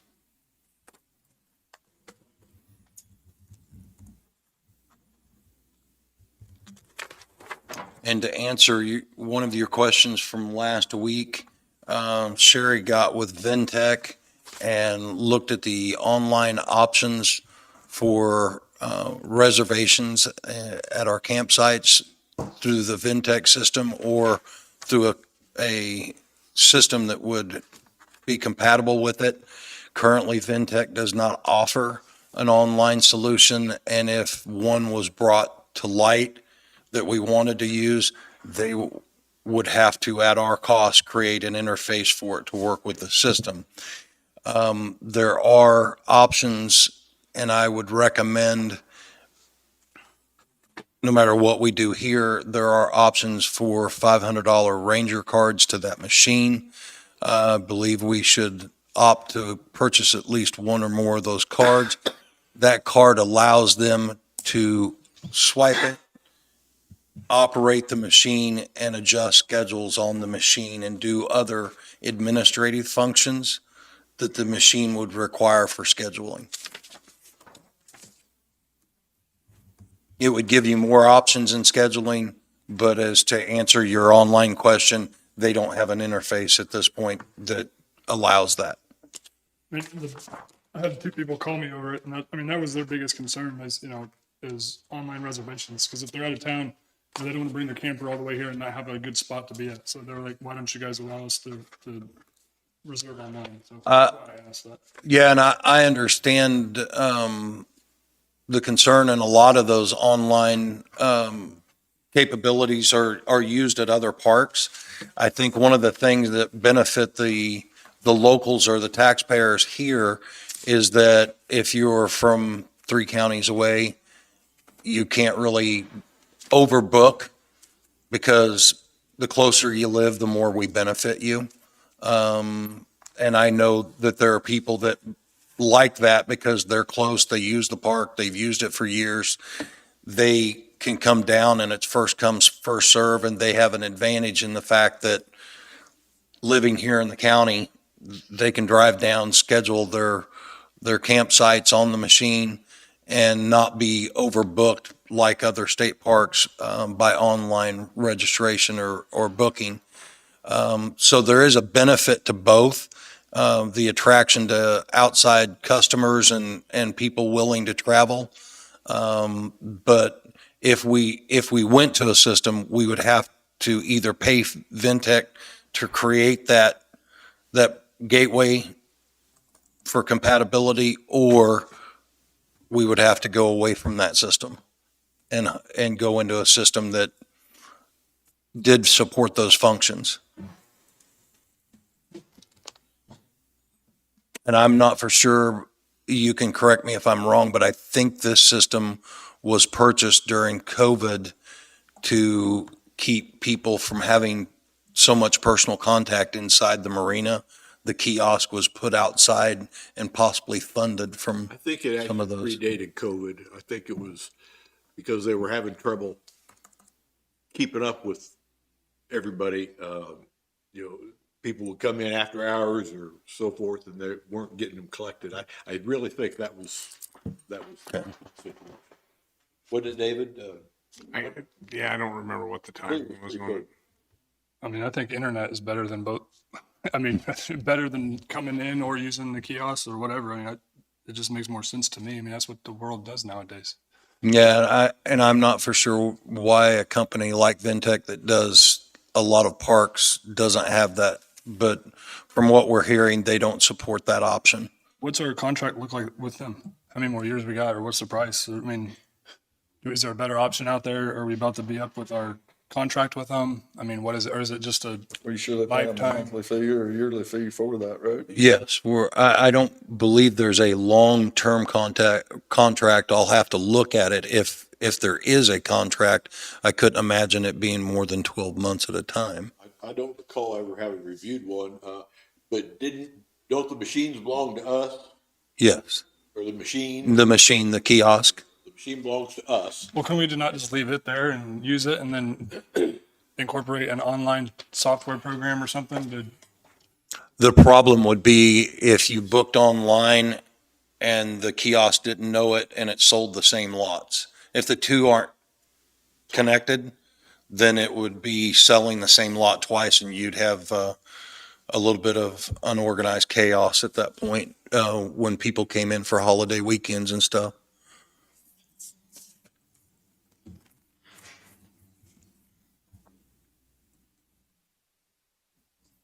What do you guys think? You probably don't know this, but you might be able to find out. Will that kiosk work with other, with a different software program, or does it have to be them? I believe Sherry's answer was that they would have to create an interface for it. Well, I don't mean, And yes, I mean, that, completely different provider. If, that's what I'm saying. If we found one, they would have to make it compatible. There is no compatible solution that I know of at not this just like a point. computer that you could put different software on, it's proprietary. That would. Correct. I just feel like that we have to keep up with time, and we're out there, we're not. And that's a big, I mean, anywhere you go nowadays, you use online to reserve. And I mean, who wants to drive all the way here, whatever, to reserve a spot? I think it's important that we have some online way of reserving your spots. So Do we allow telephone reservations? And I spoke about that last week, but the Ranger card is what would allow staff. We had spoke about it in the past, and I was mistaken that we were using it now. They could do that or could do a version of that, but they'd have to have that card to administratively log into the machine and basically change those and book those.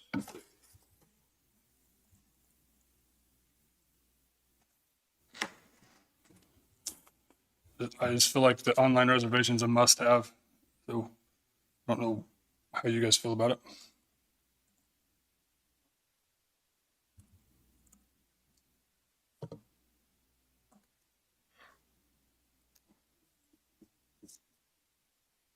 I'm fine with adding it, just, would like to know what the cost is gonna be. So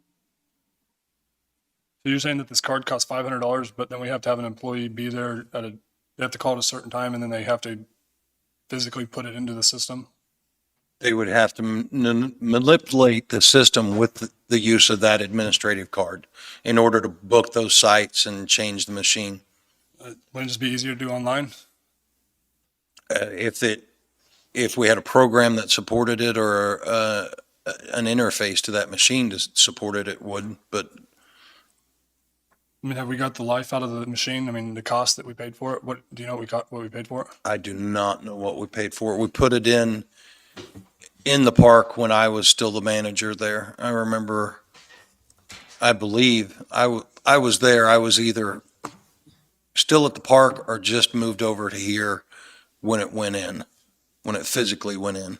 I think you were still up there because I think Jackie was still here when it went in. I was here. It's quite possible. In December of 2020, I see some payments to Ventec. It looks like there's, without looking at the actual invoice, I'm not sure why it's broken up like this. It was paid, looks like with Spark money. There was almost 22,000 on one line. That is actually the unit and supplies. There was 1,900 for installation and labor. And then there was a 1,300 annual fee, server hosting fee.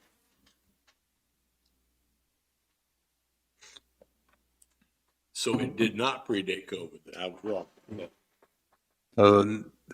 So the life expectancy or operation would also be dictated by whatever conditions that Spark funding had, which I'm not able to quote those.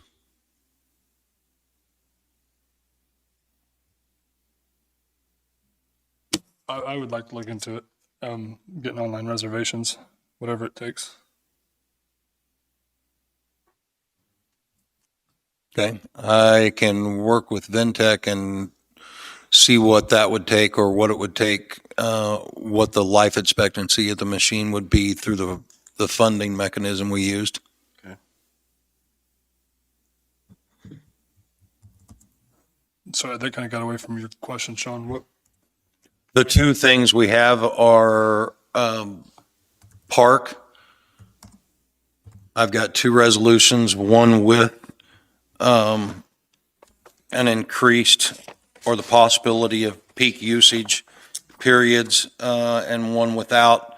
Both are recommending dollar increases at certain campsites and for certain services. I can read through those if necessary, but the only difference in the two resolutions would be peak usage rates for certain weekends, but not limited to Memorial Day, Independence Day, Labor Day. Did we adjust for like the sewer hookup ones? Should we, because we have a heck of a project going on there right now, should we increase that by $1 or so per campsite to help cover the cost of that or make up for it?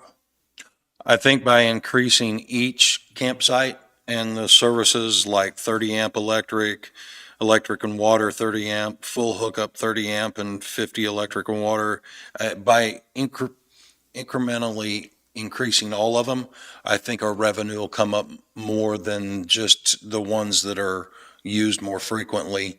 I think you're going to spread out the cost and you're going to develop more funds. I'd have to go back and see how many sites were rented for how many days, but I do know that there are a lot of sites used throughout the summer that are not full hookup, and that this increase would gather funding and increases from all of those rather than just a smaller group.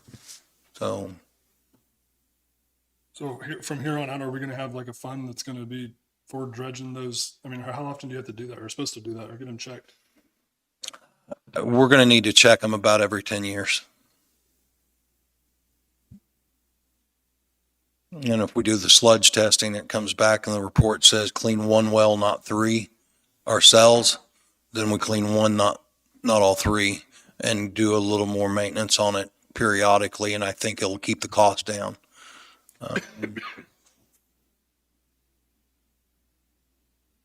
So as to, do we create a fund? Yes, we need to create a fund and come up with a funding mechanism for this, whether it's in, correct me if I'm wrong, David, it's Parks General Fund. Are we talking about a fund where we'd have to budget and put money aside? Yeah, we could probably do like we did with the solid waste on the closing and put a line item in somewhere and start funding that. A lagoon fund? Continuing to increase it, but it's gonna take a commitment from future people working here to keep increasing that to do it.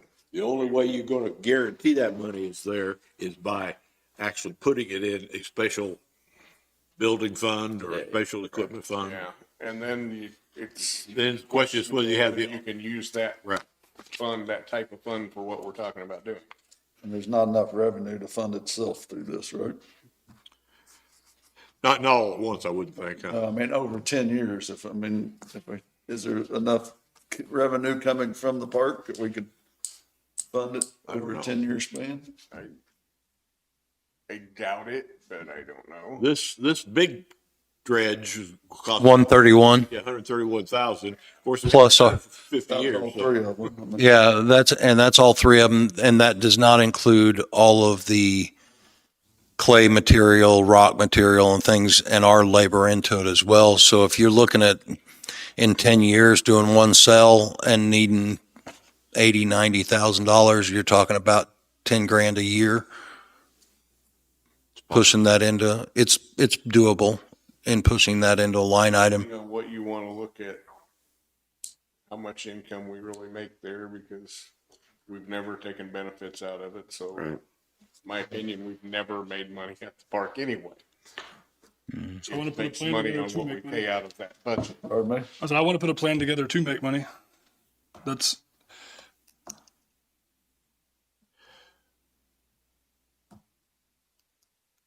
my ultimate goal out there, is to make money or not use it, one of the two. So Your averages got us limited on some things we can't do, though.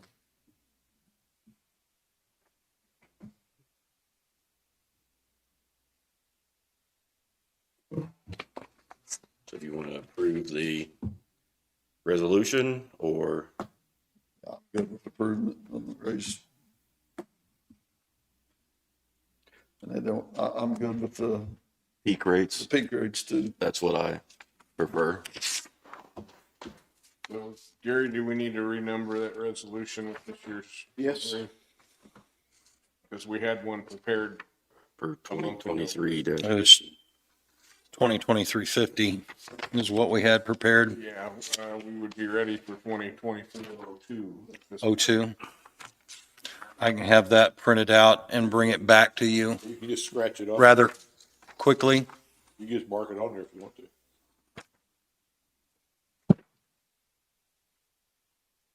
You have to change the date too. I don't know, it just says beginning January 1st, 2024. Resolved this day, the 18th of December, 2023.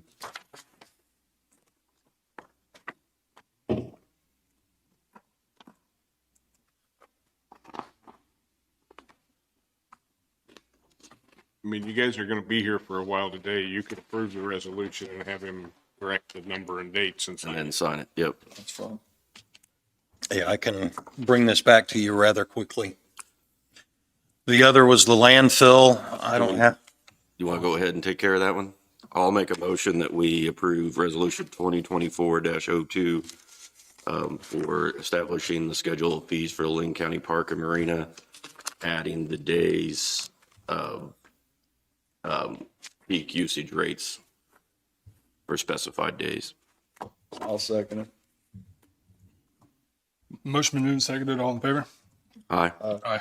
One thing I do want to address before we move forward, are we going to do anything? The people we have on there long-term, are we leaving them where they're at? Or do you want to see about options about what we can do with them? I just feel like they're very good spots that are taken up.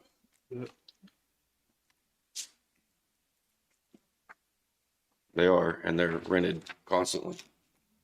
They're renting them every day, and if you go moving them, I'd say you're gonna cost yourself money. Not that I'm a huge fan of any of it myself, but if you change it, you aren't gonna have anybody there every day then. It is rented every day now. Just right there. That's the way I feel, Danny. I agree with Jim.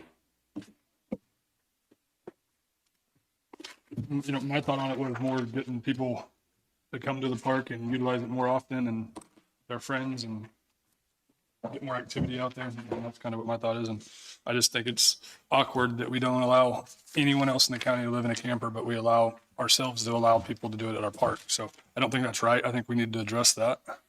If we're going to do it there, I don't know why we want to let other people do it wherever they wanted. So. But it's not accurate to say we don't allow anybody else to live in a camper. If they live in a lake community that has an area set aside for camper living, they can, which is comparable to this situation, I think. And We can't police that though, even at that. How you gonna police, somebody's lived there 365 days a year if they tell you they wasn't there 2 months? Who's gonna police that? We've had one or two in code court and it's difficult to prove it too. Pretty hard to prove. I can publish it.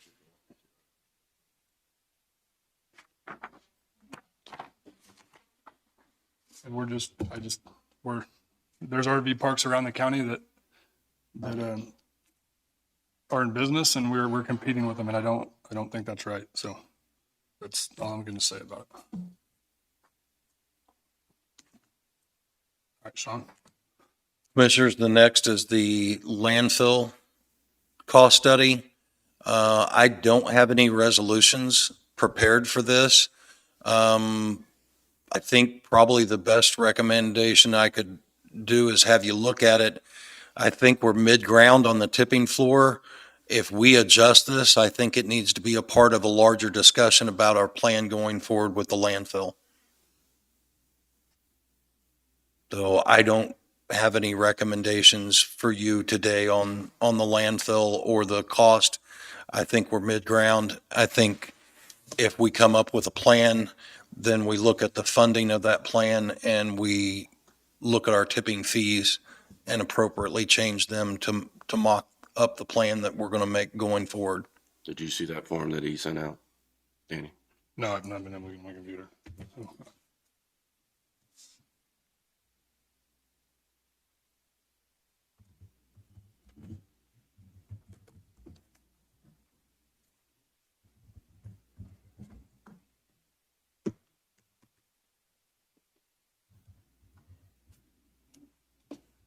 Oh, is this what you talked about last week? Is this- yeah. Yes.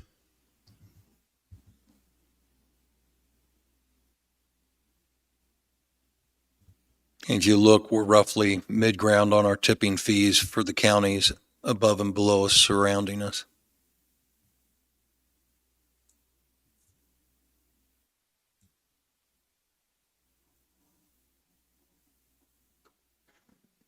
You guys good with it?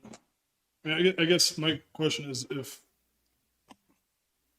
our entire operation, are we covering our costs by allowing commercial dumping to happen there? I mean,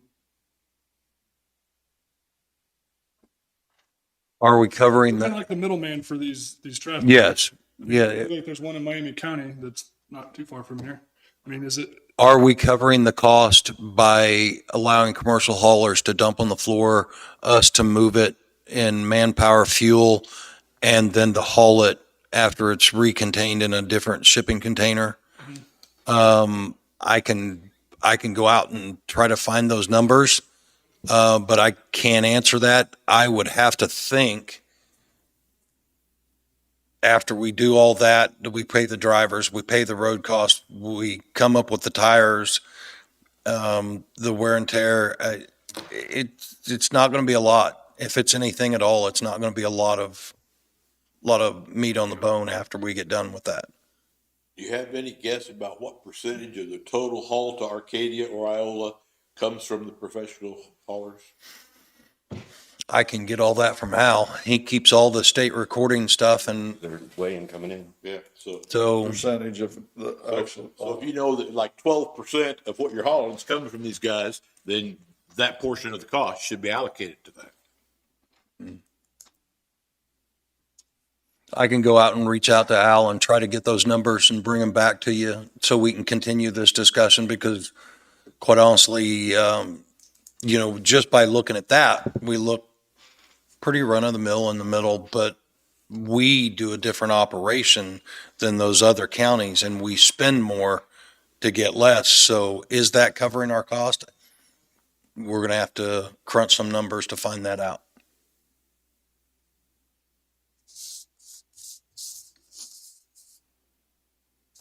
I'll bring that back to you. I'll get this over to David. That's all I had for you today, commissioners. what about the municipal sites? Do we have anything on those? The city sites? We're working on it. We don't have it done yet. But, I think we've got a clear picture of what we're putting in it. Because that's kind of a big part of the, I mean, wouldn't that factor into us transporting a lot of trash? A lot comes from there. A lot of it comes from there, yeah. I just want to be sure that we're not using tax dollars to pay these companies to dump here, because To offset commercial cost. Out of state or out of county commercial. we're already providing free trash service, so. Understandable. I will do the best I can to bring you those numbers and get them pushed out to you sometime this week on SharePoint, and I'll try to find any other numbers relevant to the conversation.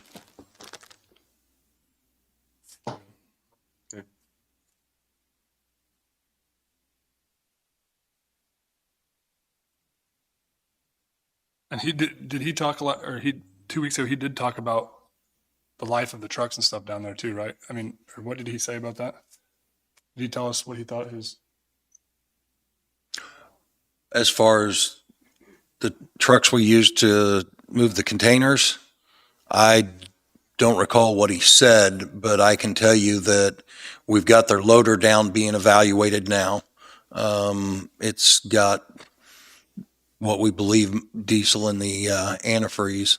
So, and most of the larger trucks wouldn't stand the walking floor trailers. We'd have to replace them like the engineering plan showed. And the trucks we're using now they're not in the shop on a regular basis, but they're not, it's not like we're not having typical repairs, and the life cycle of those trucks are going to be in question if we don't start planning for them. So can we figure that into our cost study too? Like just estimate what we think we're gonna be spending on that? I can look at them, yes, because we're also, after today, I go back with the foremans in the next week or two and we work on the equipment plan, the 3 to 5 year equipment plan to try to bring back to you. So that'll be a part of those costs in those trucks and that equipment. That'll be a part of that conversation. So it's probably a good time to look at all those numbers because we're going to be pulling them up for that plan anyway. The judicial building project, do we have a for sure date on it yet so we can let these ladies? I spoke to Randy before last week and was ready. I apologize, I didn't write down what he had. I know they had finished up the walls. They were pulling electric and fiber into the walls. But I apologize. That is completely my fault. I was supposed to bring you a solid date. And if Randy and I discussed it, I did not make note of it. So I'd hate to guess at what he told me, but he did give it to me and I will bring it back to you. Are we doing anything on the senior center at Pleasanton? We've got cabinets that we've done. We've done painting. Maintenance is done. Sheetrock, patching, but we're still waiting to finish up the bathroom and the kitchen install. Which need to have discussed with STARS, right? Yes. And I'll work with Sean on that. So him and I talked about that a few weeks ago. So try to do that this week.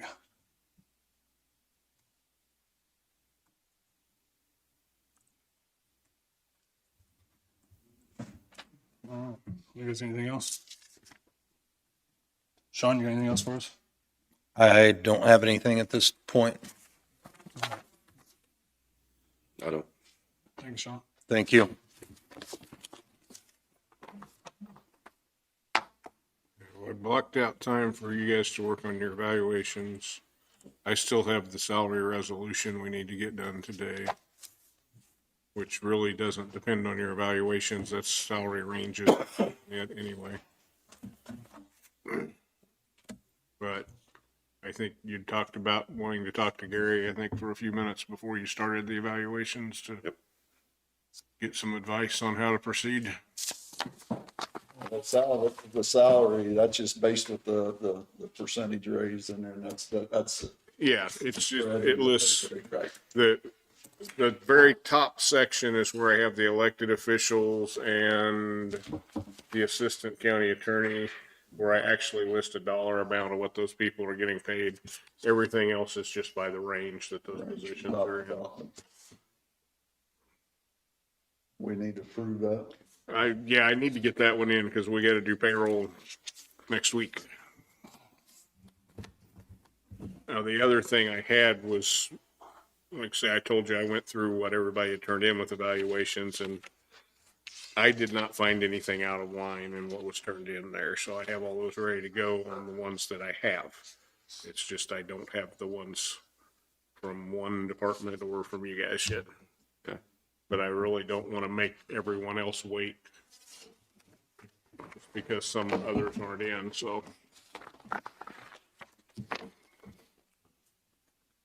So I mean, on what you're obviously going to want to go into executive session to discuss evaluations because you shouldn't do that in the open. Are you going to want to do like a few minutes for legal with Gary and then right into that as one session so you don't have to come back out, or? And what do you think? What do you think's best? The difference would be if you do something for legal with him and that's all, then you need to come back out here and make a new motion for personnel for the other one. I don't care at all.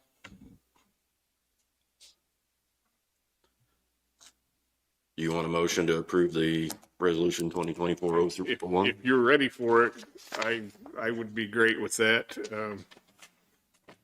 Now, what I had prepared, hoping we could get this part done, was to adopt resolution 2024-01 as presented and approve the adjustments to salaries, which is the ones that I have already. I don't have what you guys are going to want to do or the one other department that hasn't given me anything. Okay. I'll make that motion. I'll second. Motion been moved and seconded. Any more discussion? All in favor? Aye. Okay, well, that gets me going, so I know what payroll.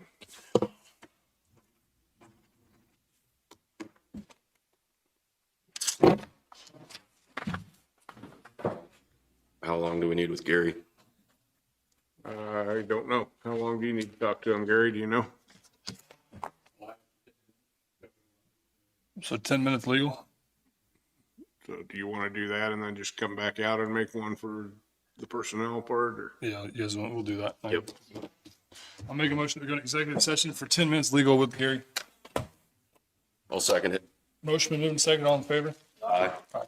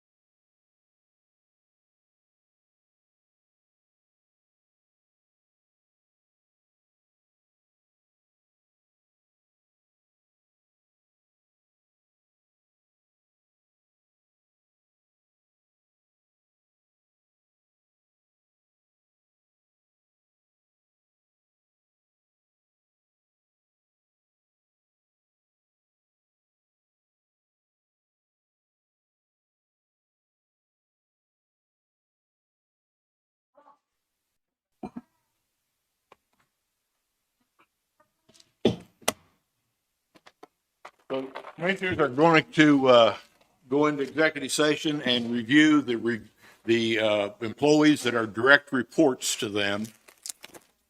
I believe that's, you're not going to review any of the others that aren't direct reports, right? Right. Is that correct? I said you're going to go in and review the employees that are direct reports to you.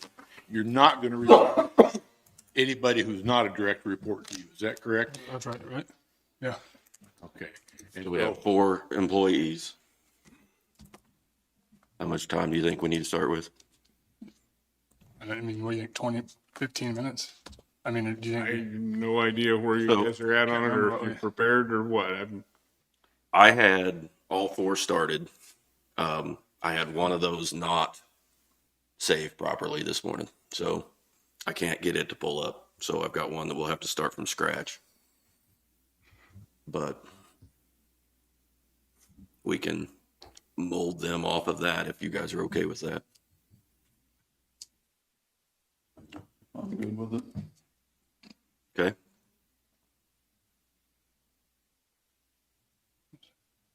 You guys want to go just, we do 15 minutes and we can come back if we need more? 15 total? Yeah, I think we're gonna need more than need that. more than that to get. 35, probably gives 35 and see where we're at. It's fine. Let's start somewhere that way. Let's start somewhere that way. Let's do that. Go to 35 minutes and see where we're at. Okay? Is that a motion, Jim, or? I'll make a motion to go in executive session for 35 minutes to discuss evaluations for Non-elected 4 personnel. employees. I'll second it. Motion been moved and second, all in favor? Aye.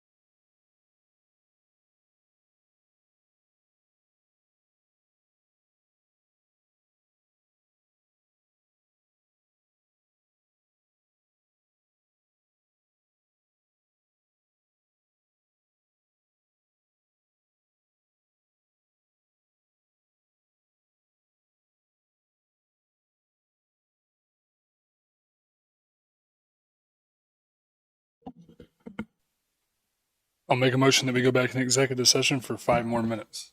I'll second it. Motion been moved and seconded. All in favor?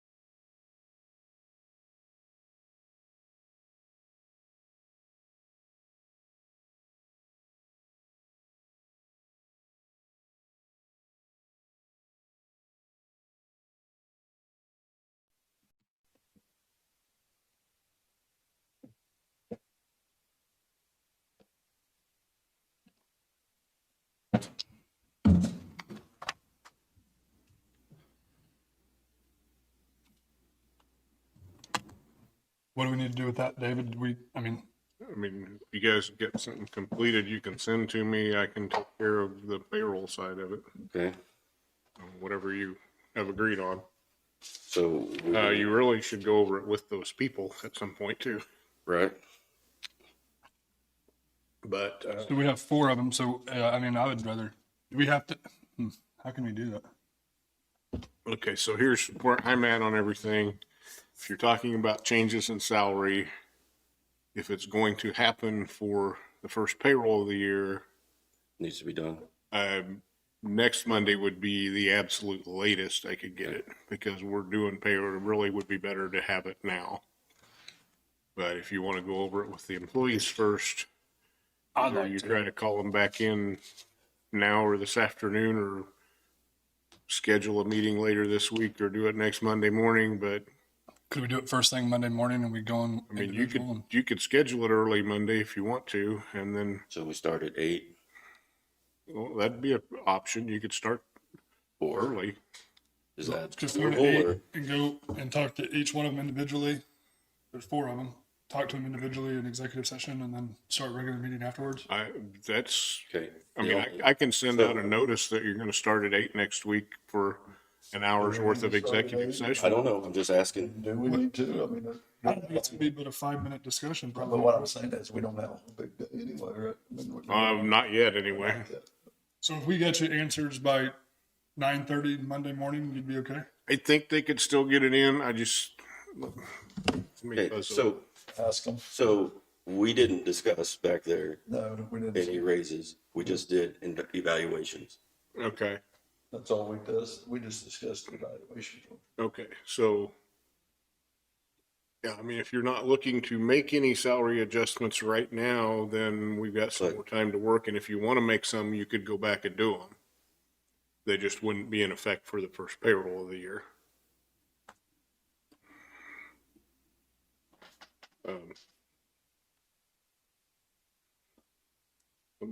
Let me see what the drop dead time is on making changes for next week's payroll. Because I got people that work in that system and I don't, so. So like, and David, like it's not filling through to the supervisor performance review summary. Hey, Carlo, it's David. Is Steven in there at the moment? Yeah, let me talk to him.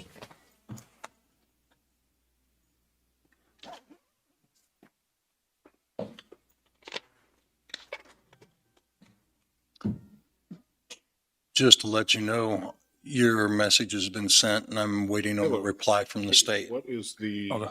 So I've sent that out and they have that information that the bid was not accepted and that you're waiting on an answer for those questions as to the, another bid or letting. Is there a possibility of talking to the engineering firm to see if, what other options were considered or if there was any? As in digging through the Okay, let me give you a little. walls background. and- Commission was just working on. I can speak to the engineers this week. I mean, do you think I think that'd be a question that needs to be, Doesn't sound like. I'll bring it back to you so if first we thing. could do that or why we haven't done that or If they whatever. decided to. at the beginning I'll of bring it back to you next Monday, week. Could you still make those But I changes? did get this. Thank you.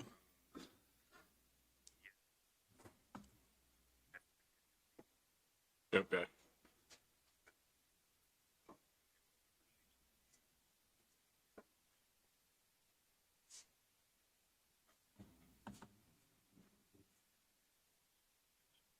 Right. Yeah. But I've got all the other changes on other employees. It's just these 4 supervisors. If you got it like within the first half hour or so of the meeting next Monday, could you still work with that? Okay. All right. That'll get us going for now. But I mean, I told him it would, yeah, go ahead.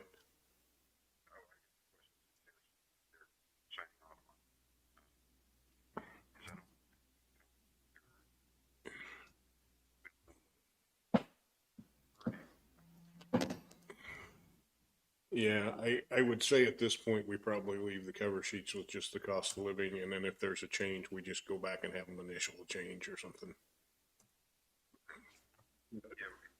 Okay. All right, I think that'll get me going for now. All right, thanks.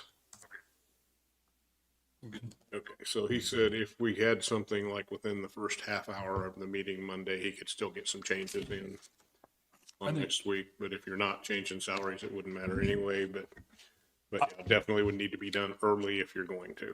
I think we go into executive session first thing and we talk and, because I know that there's, I mean, a few of them are new. I know that whenever we hired them on, we said, after so much time, we're going to give you this much raise. I just want to make sure we're all on the same page and then we can explain our evaluation with them in there. And you guys think that'd be all right? That's fine. So you want me to contact those 4 people, have them all available at, we just go start at 9 Yeah, then? right at Go 9. into it at 9?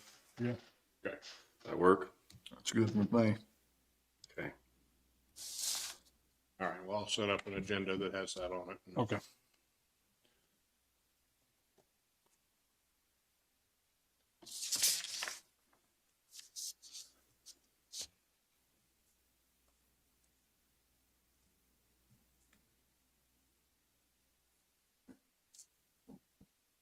Okay.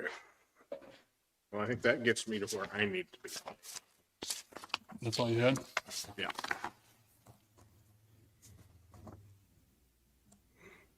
I know it's a little late in the day today.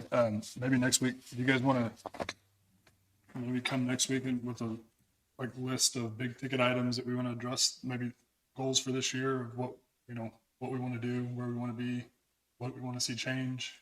You guys want to do something like that? And then kind of like we did those workshops this year. You guys be all right with that? We still got to figure, like the landfill deal, we still got to figure that out. Yep. I'm fine with Just prioritizing. So Yeah, just- schedule some time to talk about 2024 goals. Yeah. Okay. And kind of where we're at and what we're. And probably set that later in the morning and then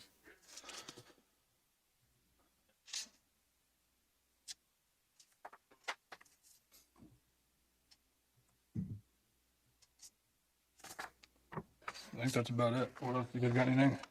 I don't have anything. I don't either.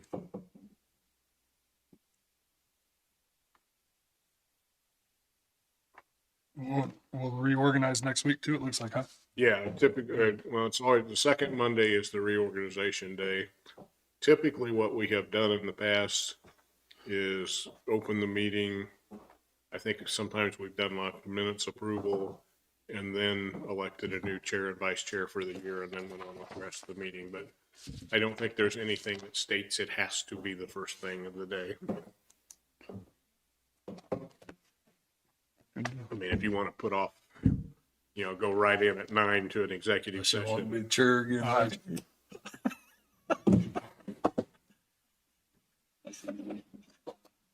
You guys can. So anyway, that's, You guys have it. Jason, make that motion if you want it. Yeah, I'm looking forward to it. Yeah. Well, we got nothing else. I'll make a motion that we adjourn. I'll second it. Motion been moved and seconded. All in favor? Aye.